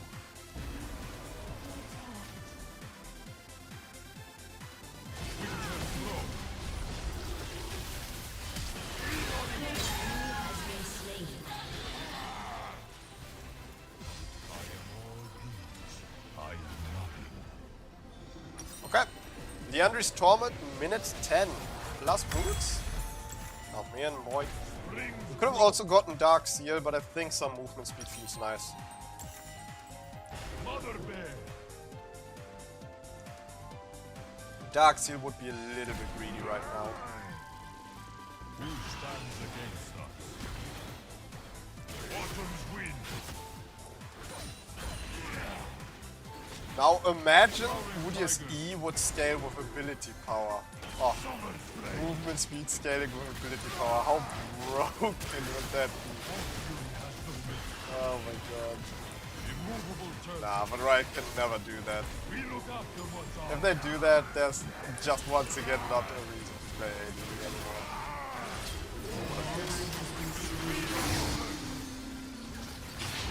Stability and strength. The work will be for us. Burn, burn, burn, burn!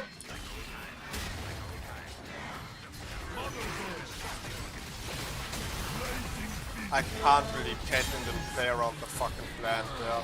She let that Nocturne escape for free, and for what? You're full health, why are you scared? And the enemy AD carry didn't die to my burn. Very surprising. I need my red pet.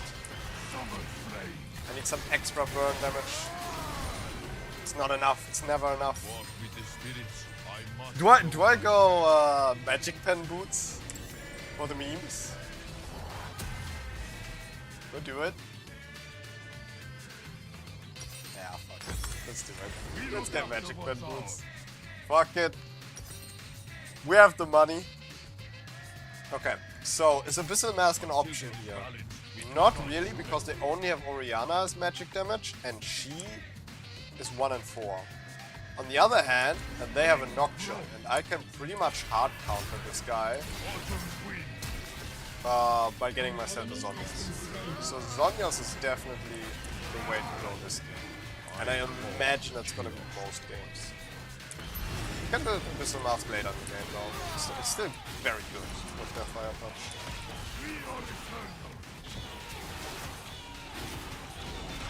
I'm gonna use my Awaken until this dragon is low enough.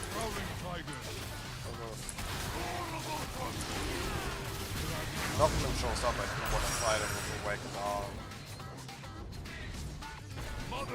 Alright, time to do a little full clear. I'm a little low on money. Been focusing on fights that didn't pay off too much. Doing objectives. Doesn't pay well. I would love to tech some mid-wave. That would make my... We look after what's ours.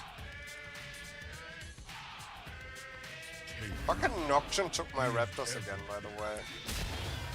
Hate when people fuck with my jungle. I think I'm gonna start invading this guy. It's a little risky at this point. I can face tank him with Awakened Turtle though. It's only a problem if he gets help from his teammates.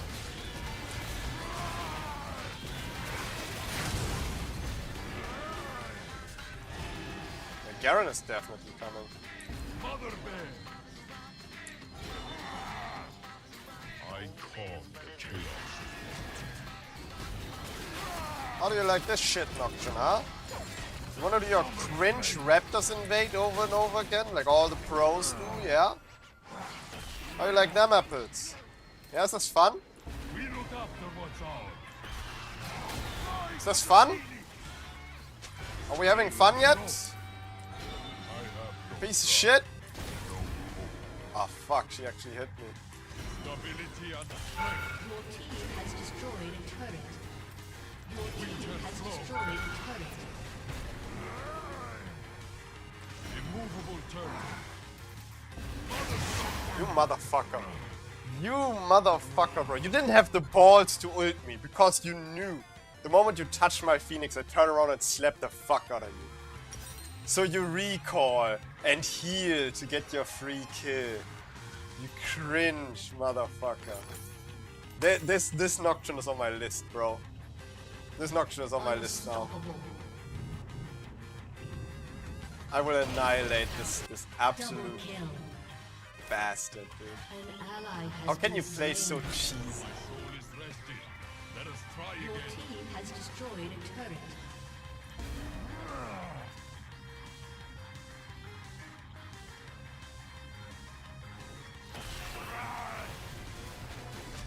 Prowling tiger. Blazing phoenix. Spirit guide. Okay, here's what we'll do. Tiger. Raptors, red buff, Crux, then go to Herald. I think Nocturne is doing his red side because I took his blue side.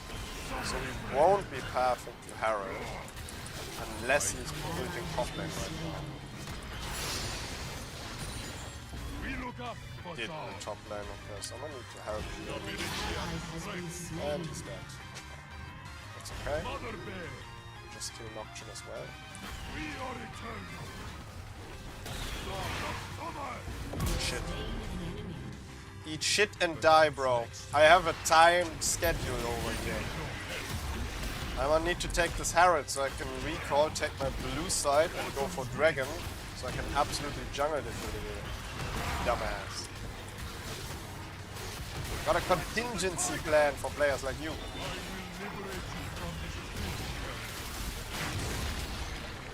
Got that. Good recall. It's gonna be a bit of a shame to not have Seeker's Arm Guard for this upcoming fight, but if you can afford needlessly large rod, you get needlessly large rod.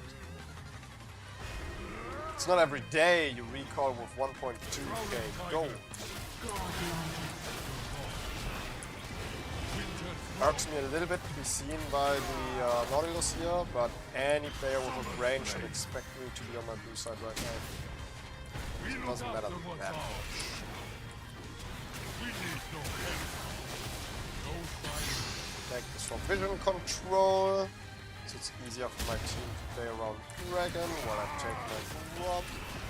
Skipping wolves because I don't have any time left.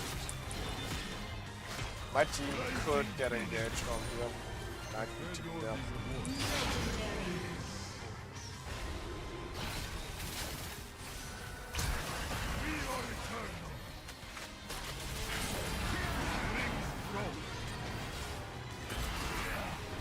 Time to burn!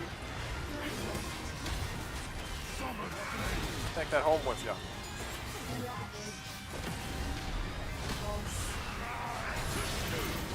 Yo, help me!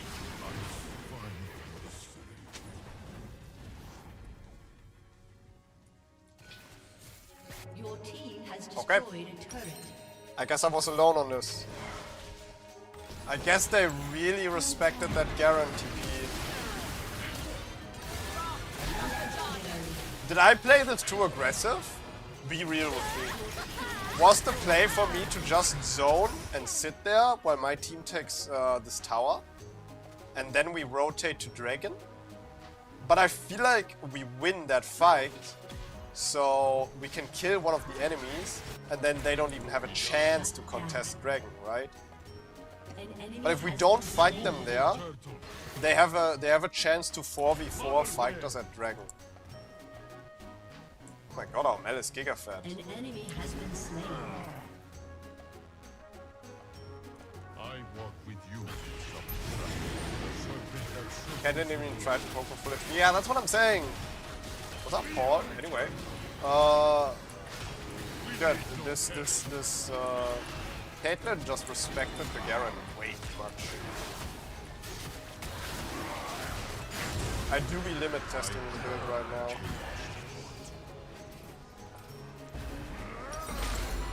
Maybe this would have went differently if I had Seeker's Arm Guard, so I could have Sonya's re-engage. blazing phoenix. Mother Bear and I will shelter. Yeah, we got Baron coming up, but I don't think we're strong enough for Baron yet. So I'm just gonna finish my Zonyas and then we're gonna look for a fight. Once we've taken down one of the enemies, then we can take Baron. We have a little bit of a lag spike going on. Like that. Any top laner overextending? No. Got the Zonyas. Rings grow. Abyssal Mask still kind of trash here. An enemy Bang, has been we slain. just want a health ability power item. Anything with health and ability power that we could boost our burn damage. Or Malignance. You know, we could get Malignance actually. We do want to build a burn. We look after what's ours. Oh, it is big. Oh, it is big. Oh! Oh, they're burnt! Yeah, you didn't have to steal that, you know? Oh my god. Mother Bear. Nothing like a Bard ult into Awakened Phoenix. They were just sitting ducks there, bro. Hey, don't touch me like that. I'll touch you back. Yeah. How you like that, huh? Quick 1k damage. We can flow. Know your place, ADC. You're below me in the food chain. Yo! I would not take this disrespect. Who do you think you are? Ah, shit. I had to send the message. I just had to.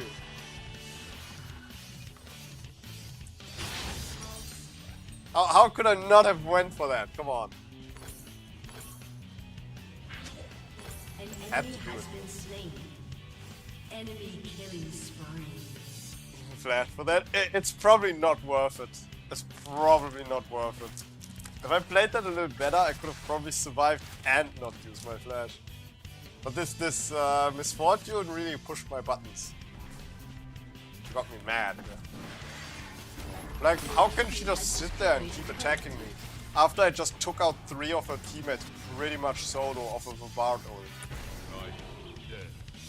How can she sit there and be so content in my burning presence? I'm like a supernova.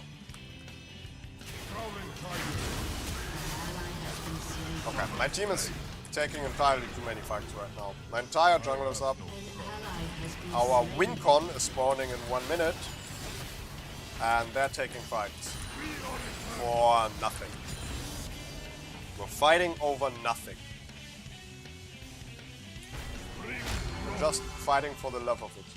Immovable turtle. Because we're feeling pugilistic. Failure is a voice. The world a coin.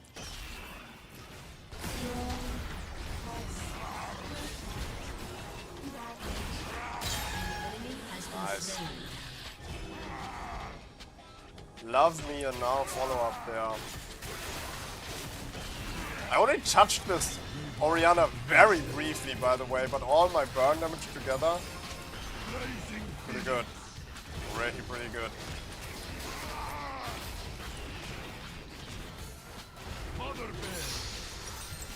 Okay, we can actually get Malignance before Dragon spawns, which is really huge. I guess that bot wave is also for me.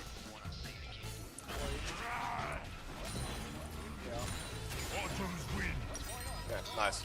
We got Malignance. Dragon spawning, 27 seconds. We are on schedule. Like, why are you mid lane right now? There's nothing here.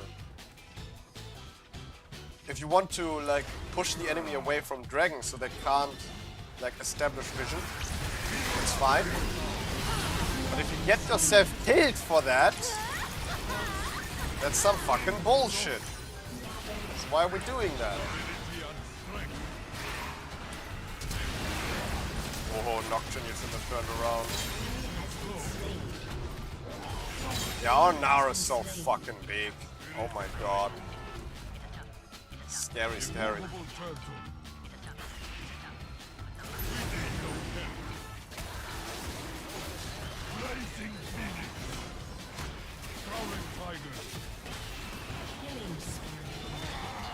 Well, that's the second game today, by the way, where I take 3 grubs, Herald, and 4 dragons.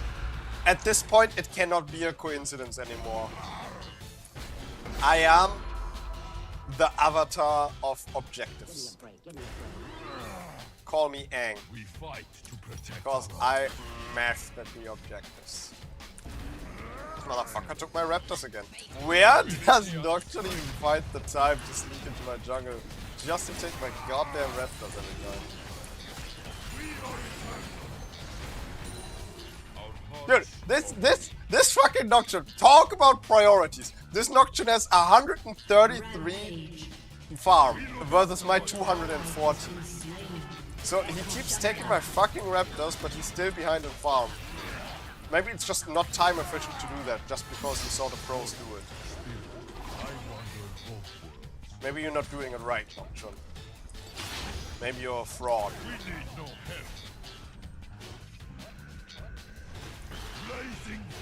And maybe that girl in 8th grade really did like me, but we'll never find out. We're too shy to ask her. Now look at you. You're playing Nocturne. Pressing R on cooldown on unsuspecting 8s. You think your mother would be proud of you?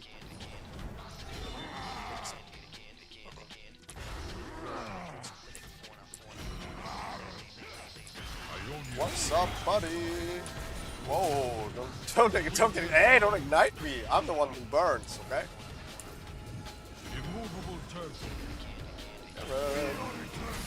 Oh no, the fart. Oh.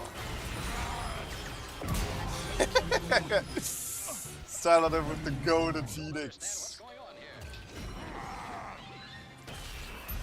I like how Bard pressed heal, by the way. I was full on health at the moment. This guy hit. The moment this Garen hit a Q on me, Bard was like, okay, we gotta heal that. The complete panic. Oh my god, he's gonna one-shot me here. To be fair though, I can't use Zhonya's while silenced. So it's definitely like a little gold moment.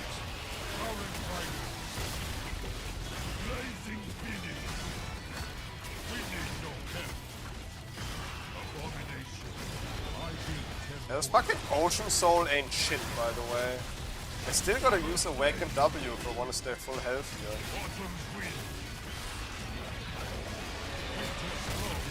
It was decent versus the Garen now. If I get the item.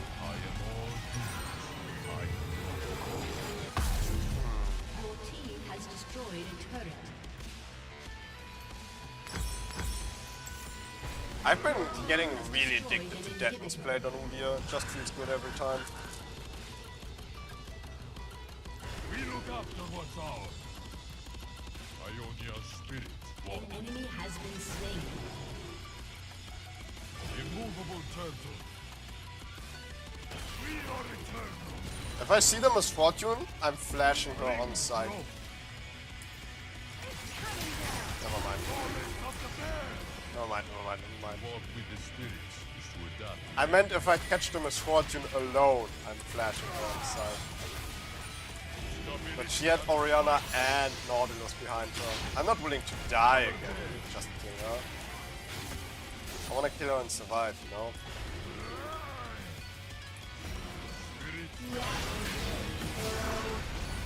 Burn, burn, burn, burn, burn! Yeah! Needed a little Bard Q as well, but you know, we take it. We take it, we take it. Burn Udyr doing the goddamn thing. Oh, now's my time.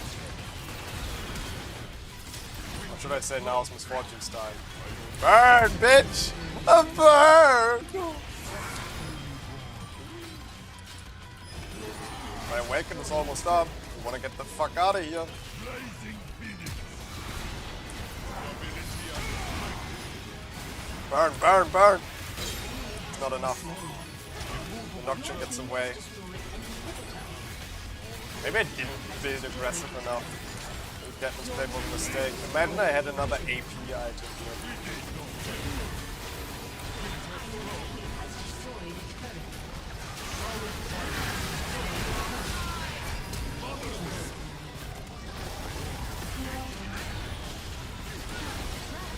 A summoner has disconnected. Wow. Wow. That's why I touch Udyr. It's fucking strong. Really, really strong. Okay, let me check my match history real quick. Because I think... Oh, did we just reach mastery level 1000? I gotta check. 999. Wait, is it hard locked to 999? Or did I just not level up? I thought it just showed me level up. Okay. So, we played Imperial Mandate with the first game, my team surrendered. We played it again, it was an amazing game. We played it again, we surrendered again at 15 minutes. And then I went burn Udyr. So we only really got one good Imperial Mandate Udyr game. Which is kind of bullshit if you consider that this was supposed to be an Imperial Mandate stream. So I'm playing one more game and then I'm done for today. One more game, Imperial Mandate Udyr. And this time, we're whipping out Aftershock for frontlining, and we're skipping Dusk and Dawn, because if we don't get Press the Attack, we don't need Aftershock either. If we don't take Press the Attack, we don't need Dusk and Dawn either for the synergy, right? I guess it's a bit too aggressive. It's fine when you get ahead early, but the games where it's a bit tough to engage the enemy or we fall behind, it's too dangerous. So here's what we do. We'll try the new and improved Aftershock. We go Imperial Mandate, and then we're looking to like do a frontlining support here. That's the plan. Could take Font of Life. Nah, gonna be Shield Dash. Honestly, I could probably watch my old Imperial Mandate guide and learn something from it. Hold on. What was the item build called again? Freljord Warlord Udyr, right? Freljord Warlord Udyr. It was 3 years ago. My god. The custom skin went so hard as well.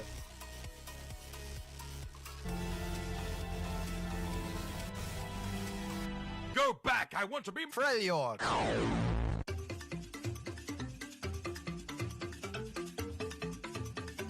Welcome to episode 11 of 101 Udyr builds.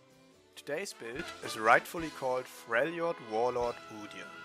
The combination of our items and runes allows us to lead the charge against the enemy, catch them and enable our team to follow up. Without further ado, let's get into the items. Our first Tell us item about is the gonna be items. Imperial Mandate. After all, we can't go to war without a banner. Aside from that, its stats go well with Udyr, and it comes at a cheap Just price. give 200 health. That Our was so focus, nice. however, lies in the passive effect Coordinated Fire. Abilities that Okay, slow show me the or runes real mobilize quick, enemy asshole. I don't have ready time or for more. this. We don't have Predator? Fuck me.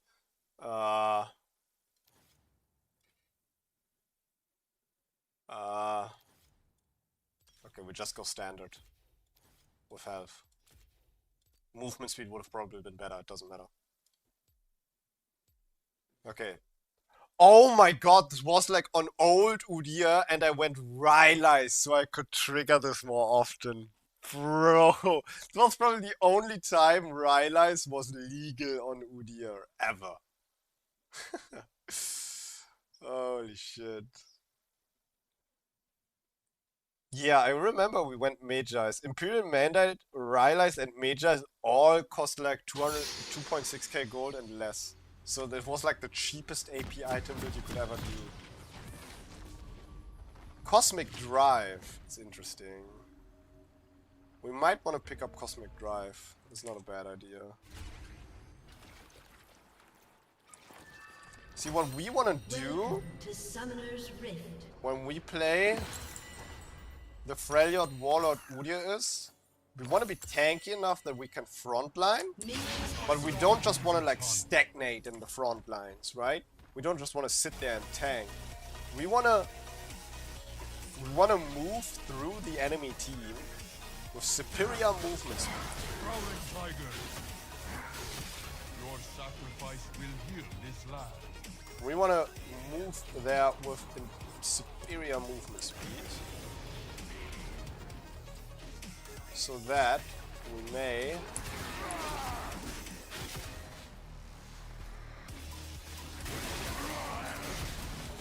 I will use your blessing well. They actually scare the Nocturne off. Is he not coming back? I hate all these cheesy Nocturne motherfuckers, bro. Please go back where you came from and never come back. Okay, anyway, Imperial Mandate Udyr. We want to be mobile enough in the fights so we can move through the fights and apply our mark to as many enemies as possible. Because only with our stun we can apply our mark for 6% bonus I damage. walk with you in summer's trap, the serpent that circles the world.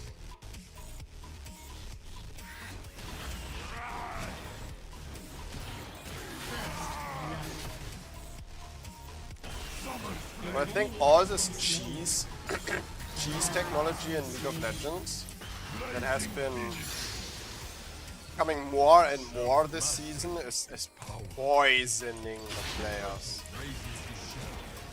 If you base your entire game upon a cheese early game play, you're not really gonna improve. Because let's say this Nocturne has success.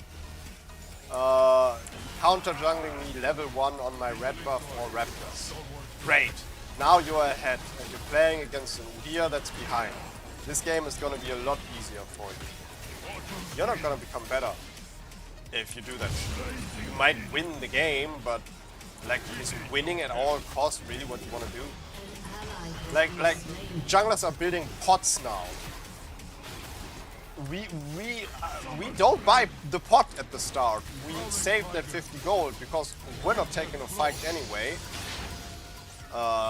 this early in the game, and there's enough jungle sustain for us to not need this shit. Aftershock coming in real handy here. Let's fucking go.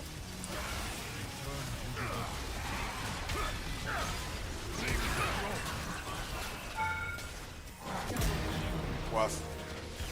I can't believe the Nocturne actually got to block my stun with his shield. I didn't get my stun out before Brom's stun was over.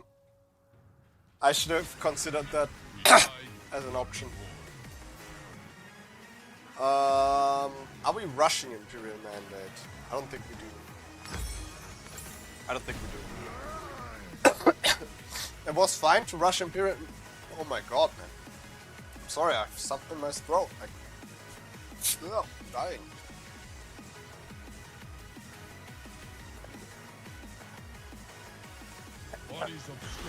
Okay. It was fine to rush Imperial Mandate back in the day because it gave health, but now it doesn't anymore. So I'm gonna go Cosmic Drive first and then go into Imperial Mandate. Cosmic Drive is gonna provide us with the health and movement speed to have enough survivability to then efficiently use Imperial Mandate. And then we can look towards tank or more AD items. That is the plan.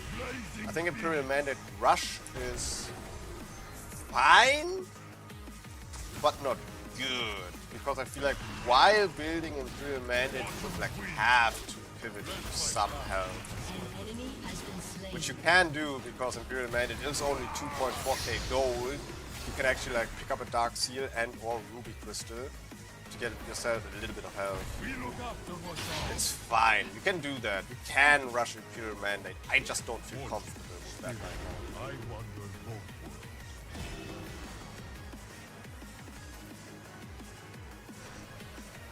You're trolling me, Nico. I mean, yes, Udyr Q and W and R auto attacks actually apply spell effects. So yeah, they would apply Rylai's, but you're telling me that Udyr OTPs building Rylai's because of that? I want to talk to the manager. Who's the manager of Udyr Enterprises? Who's running this shit show? that ain't legal. That is not legal. Bro, this reminds me of when I was on the war path against Iceborne Gauntlet Udyr players. It all started when pro players started picking up the reworked Udyr on top lane, and they didn't know shit about Udyr. They did the stance switching completely wrong, and they all rushed Iceborne Gauntlet because they wanted to play a tank, but they knew, hey, Sheen items are not bad on Udyr, so they all went Iceborne Gauntlet. It was shit. It was so shit. And then everyone else copied their homework, right? And did it as well. But I'm helping you. I'm not dexing. This guy actually pings me off of it. Look at your health, bro. You wanna get Nocturne ulted that badly? Who hurt you? You know what? I'll take that back. You probably got text a million times. Still fucking for pinging. Anyway. So yeah, I was on a fucking hate path against Iceborne Gauntlet because Iceborne Gauntlet did exactly as much damage as Sheen does, which is a 900 gold item. But Iceborne Gauntlet provides a slow. Oh, guess what? You have a slow on Phoenix. Why the fuck are you building Iceborne Gauntlet? Right? It's useless. Just because one armor and health on your Sheen item is not worth it. Right? But nowadays, Iceborne Gauntlet deals 150% damage, so it deals a little bit more than Sheen. So now I'm fine with people building it on Udyr. But back in there I was like, dude, Iceborne Gauntlet is like building Rylai's on Udyr. You can't do that shit. It just doesn't work.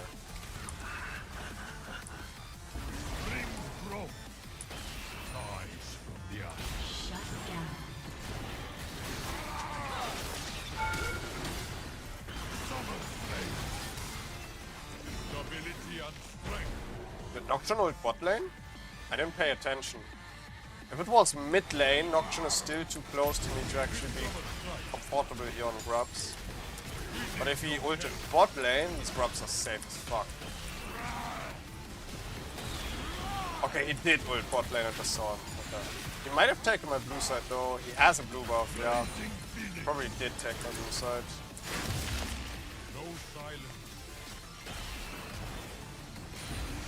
If If he stays there though, I can take his blue side. He might actually be expecting me to take his blue side. So he won't even be contesting it because he presumes it already gone. Yeah. This is pretty good. This is working out for me.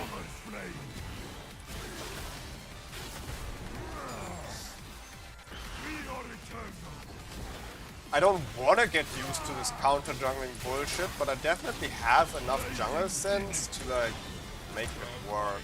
It's easy with Nocturne though. Like know exactly where this guy is, the way they play with their ult and stuff. Well, it's gonna be tough for my bot lane. I hope they survive. Can't get boots. Could wait for Darkseal. Doing that. We were actually bringing back Freljord, Warlord, Udyr. Not only do I have Cosmic Drive, but I got the Darkseal, which we can build into Magi's later. And then we go Imperial Mandate. Yeah. Although I guess to really bring back Freljord, Warlord, it would have to be Rylai's in our item build, right? Wow, this Nocturne actually didn't take my blue side. He's just Giga behind in farm right now, isn't he? Shut down.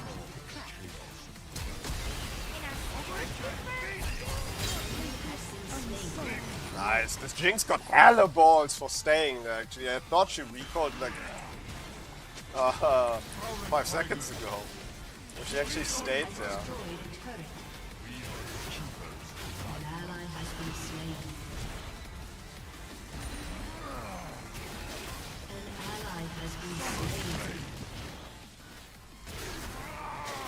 Don't want to use my Awaken right now because Nocturne might. Saw him mid lane. I think he's pathing towards top lane right now to get the overextending LOE.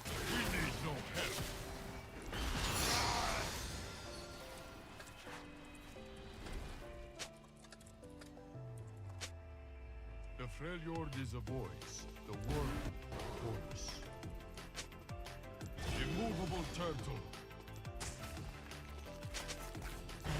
It's actually so great that she's providing pressure and, you know, dragging them away from the objective, right? There's 3 people top lane while Dragon is about to spawn. But if the enemies actually all reset right after Eloy's death there, they actually have a chance to contest this Dragon. And the enemies just get to kill Eloy. This sucks. Yeah, Nocturne is here. Please, Nocturne go bot lane. Okay, nice. Free Dragon. And I can do it clean up on the bot lane afterwards. What's up, pussies? Can't go to that,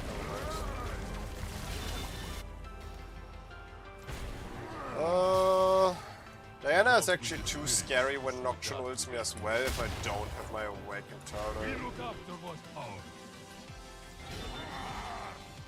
I think I'm gonna pass on a fight. I'll try to finish my Moss Stomper Seedling so we get another shield. If we want to play Freljord Warlord here, I think it's important that we get tankiness from our runes and our jungle item, because our actual items like Cosmic Drive, Imperial Mandate, they don't really provide a lot of survivability outside. We need no help.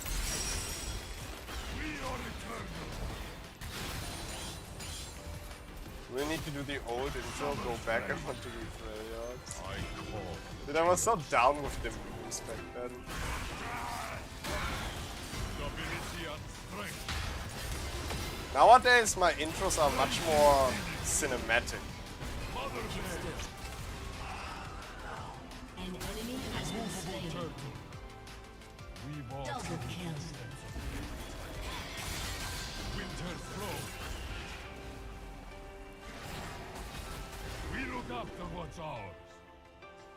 Like, I'm really in love with my intro from the anti-poking Udyr guys. With the ancient hieroglyphs and shit. Like, I think that's the perfect mix of, oh my god, this is like some goofy fucking green, what is this guy yapping about? But it's also kinda epic if you let it be. If you suspend the loads for a second and actually like, oh yes, this is the hidden synergy deep hidden within the game, yes.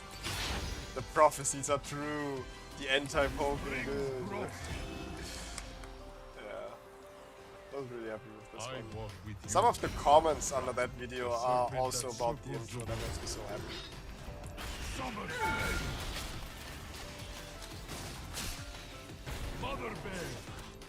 That bitch a good burning.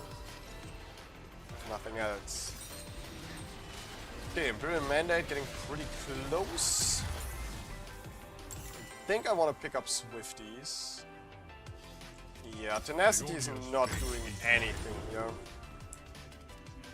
We could go Plated Seercast. Plated Seercast would be pretty good against Caitlyn Nocturne, but we don't really have to, you know, respect an 06 Caitlyn, I believe.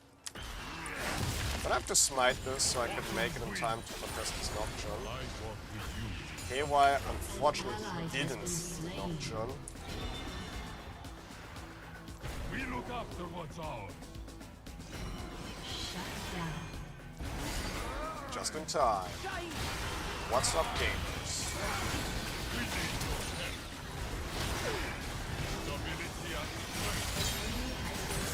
Oh yeah.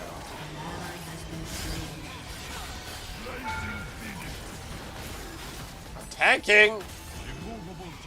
Thought we're trying to kill that! Have fun dying, Eloy. Honestly. Eloy just wanted to hit the fucking turret. I thought we were diving. Add voice comms, bro. Jesus.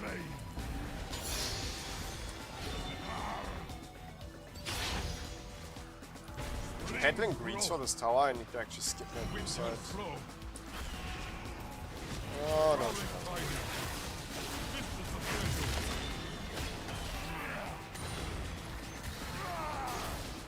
I'm in love with this cosmic drive movement speed right now, by the way.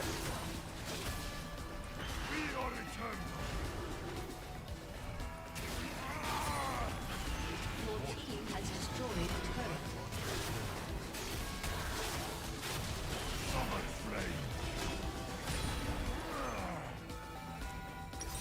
I can't get Imperial Mandate, it's not worth going this.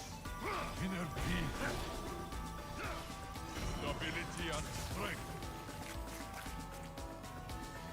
We look after what's ours.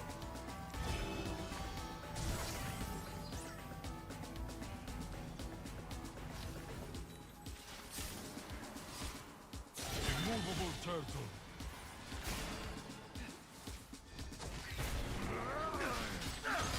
Silence is a gift. Was a little bit of a waste of my awakens.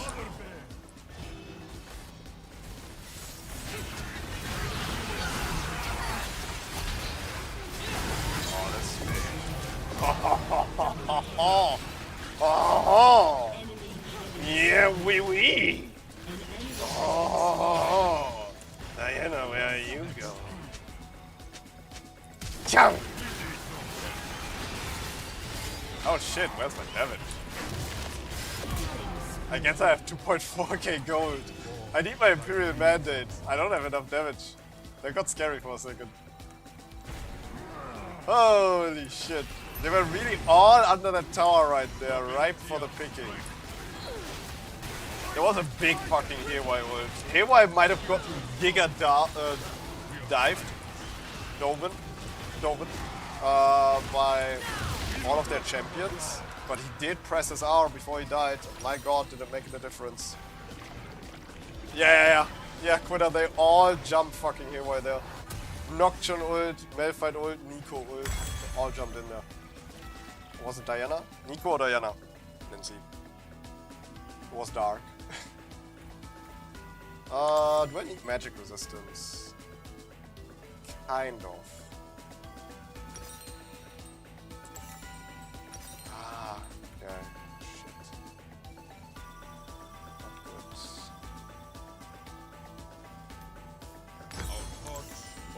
think there's a rare Rukurn angle. Rings grow.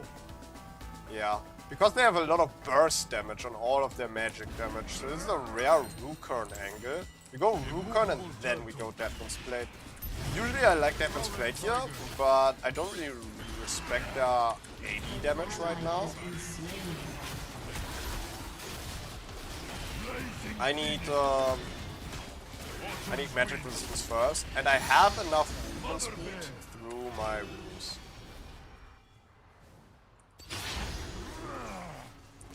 My runes and other items.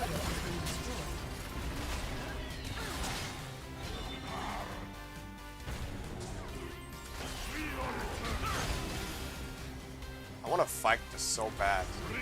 Can we not fight this?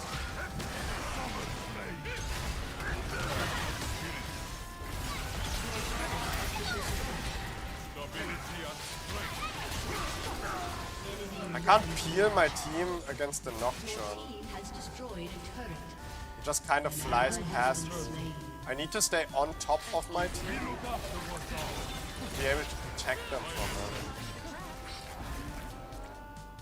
Winter's flow. Brilliant. Mother An ally has been slain.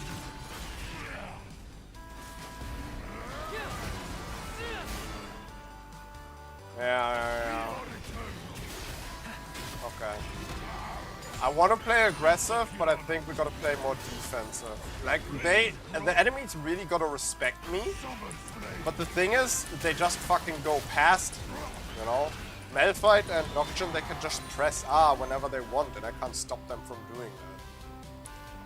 So I actually gotta stick with my team until they engage. Need to watch out to not get hit by the Malphite ult. And then I can either do the cleanup or peel. But I actually can't engage the enemy. Because their engage is just better. Or not, maybe not better, but faster. Their engage is just way, way, way faster. I'll fight the slow. Silence is a gift.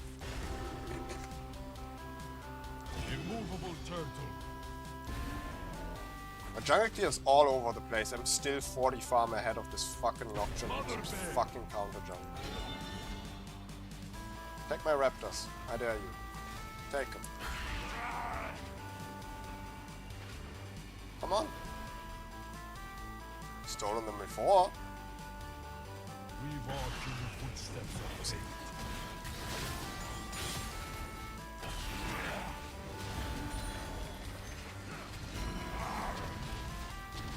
Rings grow.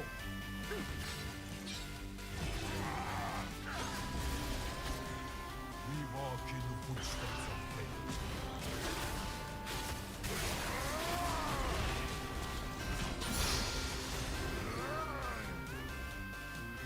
We need no help.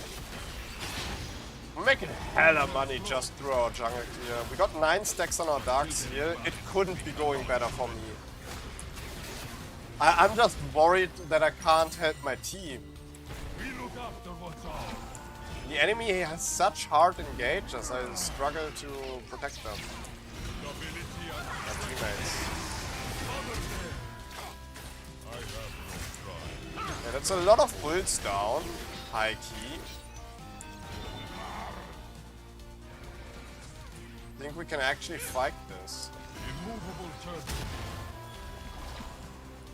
Springs grow. Our will unbreakable. Your team has destroyed a turret. Winter's flow.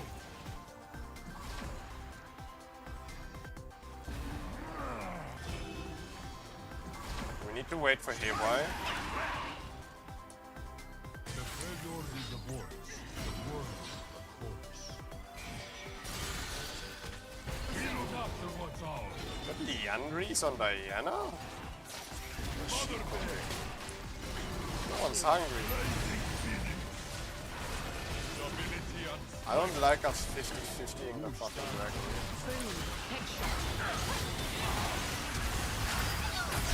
Oh my god, I got a raw smite.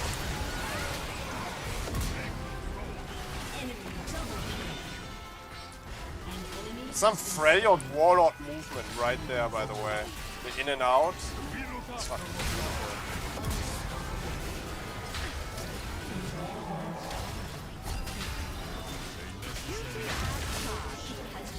No, I was so close there.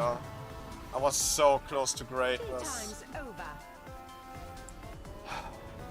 I guess Caitlyn finally got her kills. Now I do gotta buy armor. But at least we're good on magic resistance.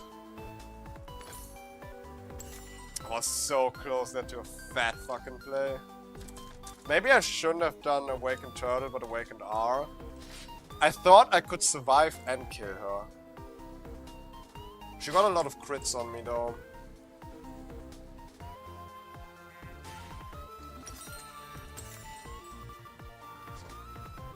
If I used Awaken R, I would have 100% killed her, but I would have died before that happened. Try again. I really wanted to survive that.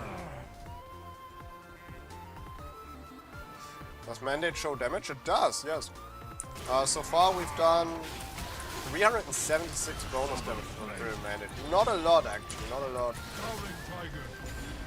We I fight. think I haven't been doing a lot of stunning.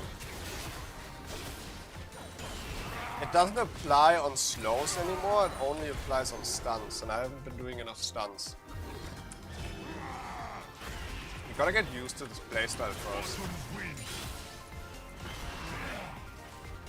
Mother bear.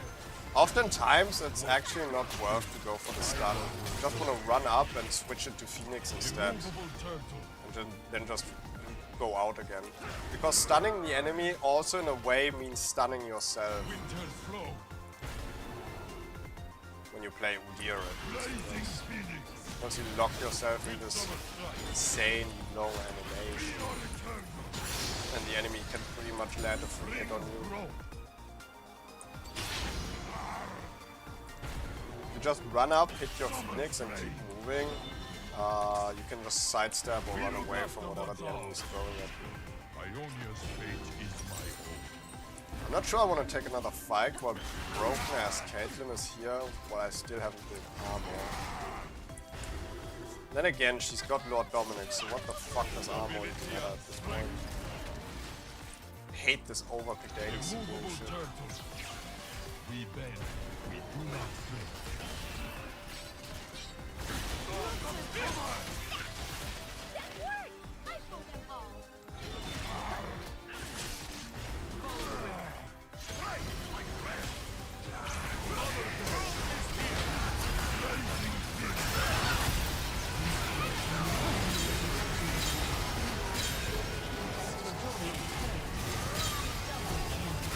Nice, we did it. We actually stayed back until the enemy did their engage and then we peeled. Okay. Okay, let's go. That is what we had to do. That is what we had to do. Big, big, big. My team performed there as well though. Gotta give credits where credit is due. Nice, nice, nice.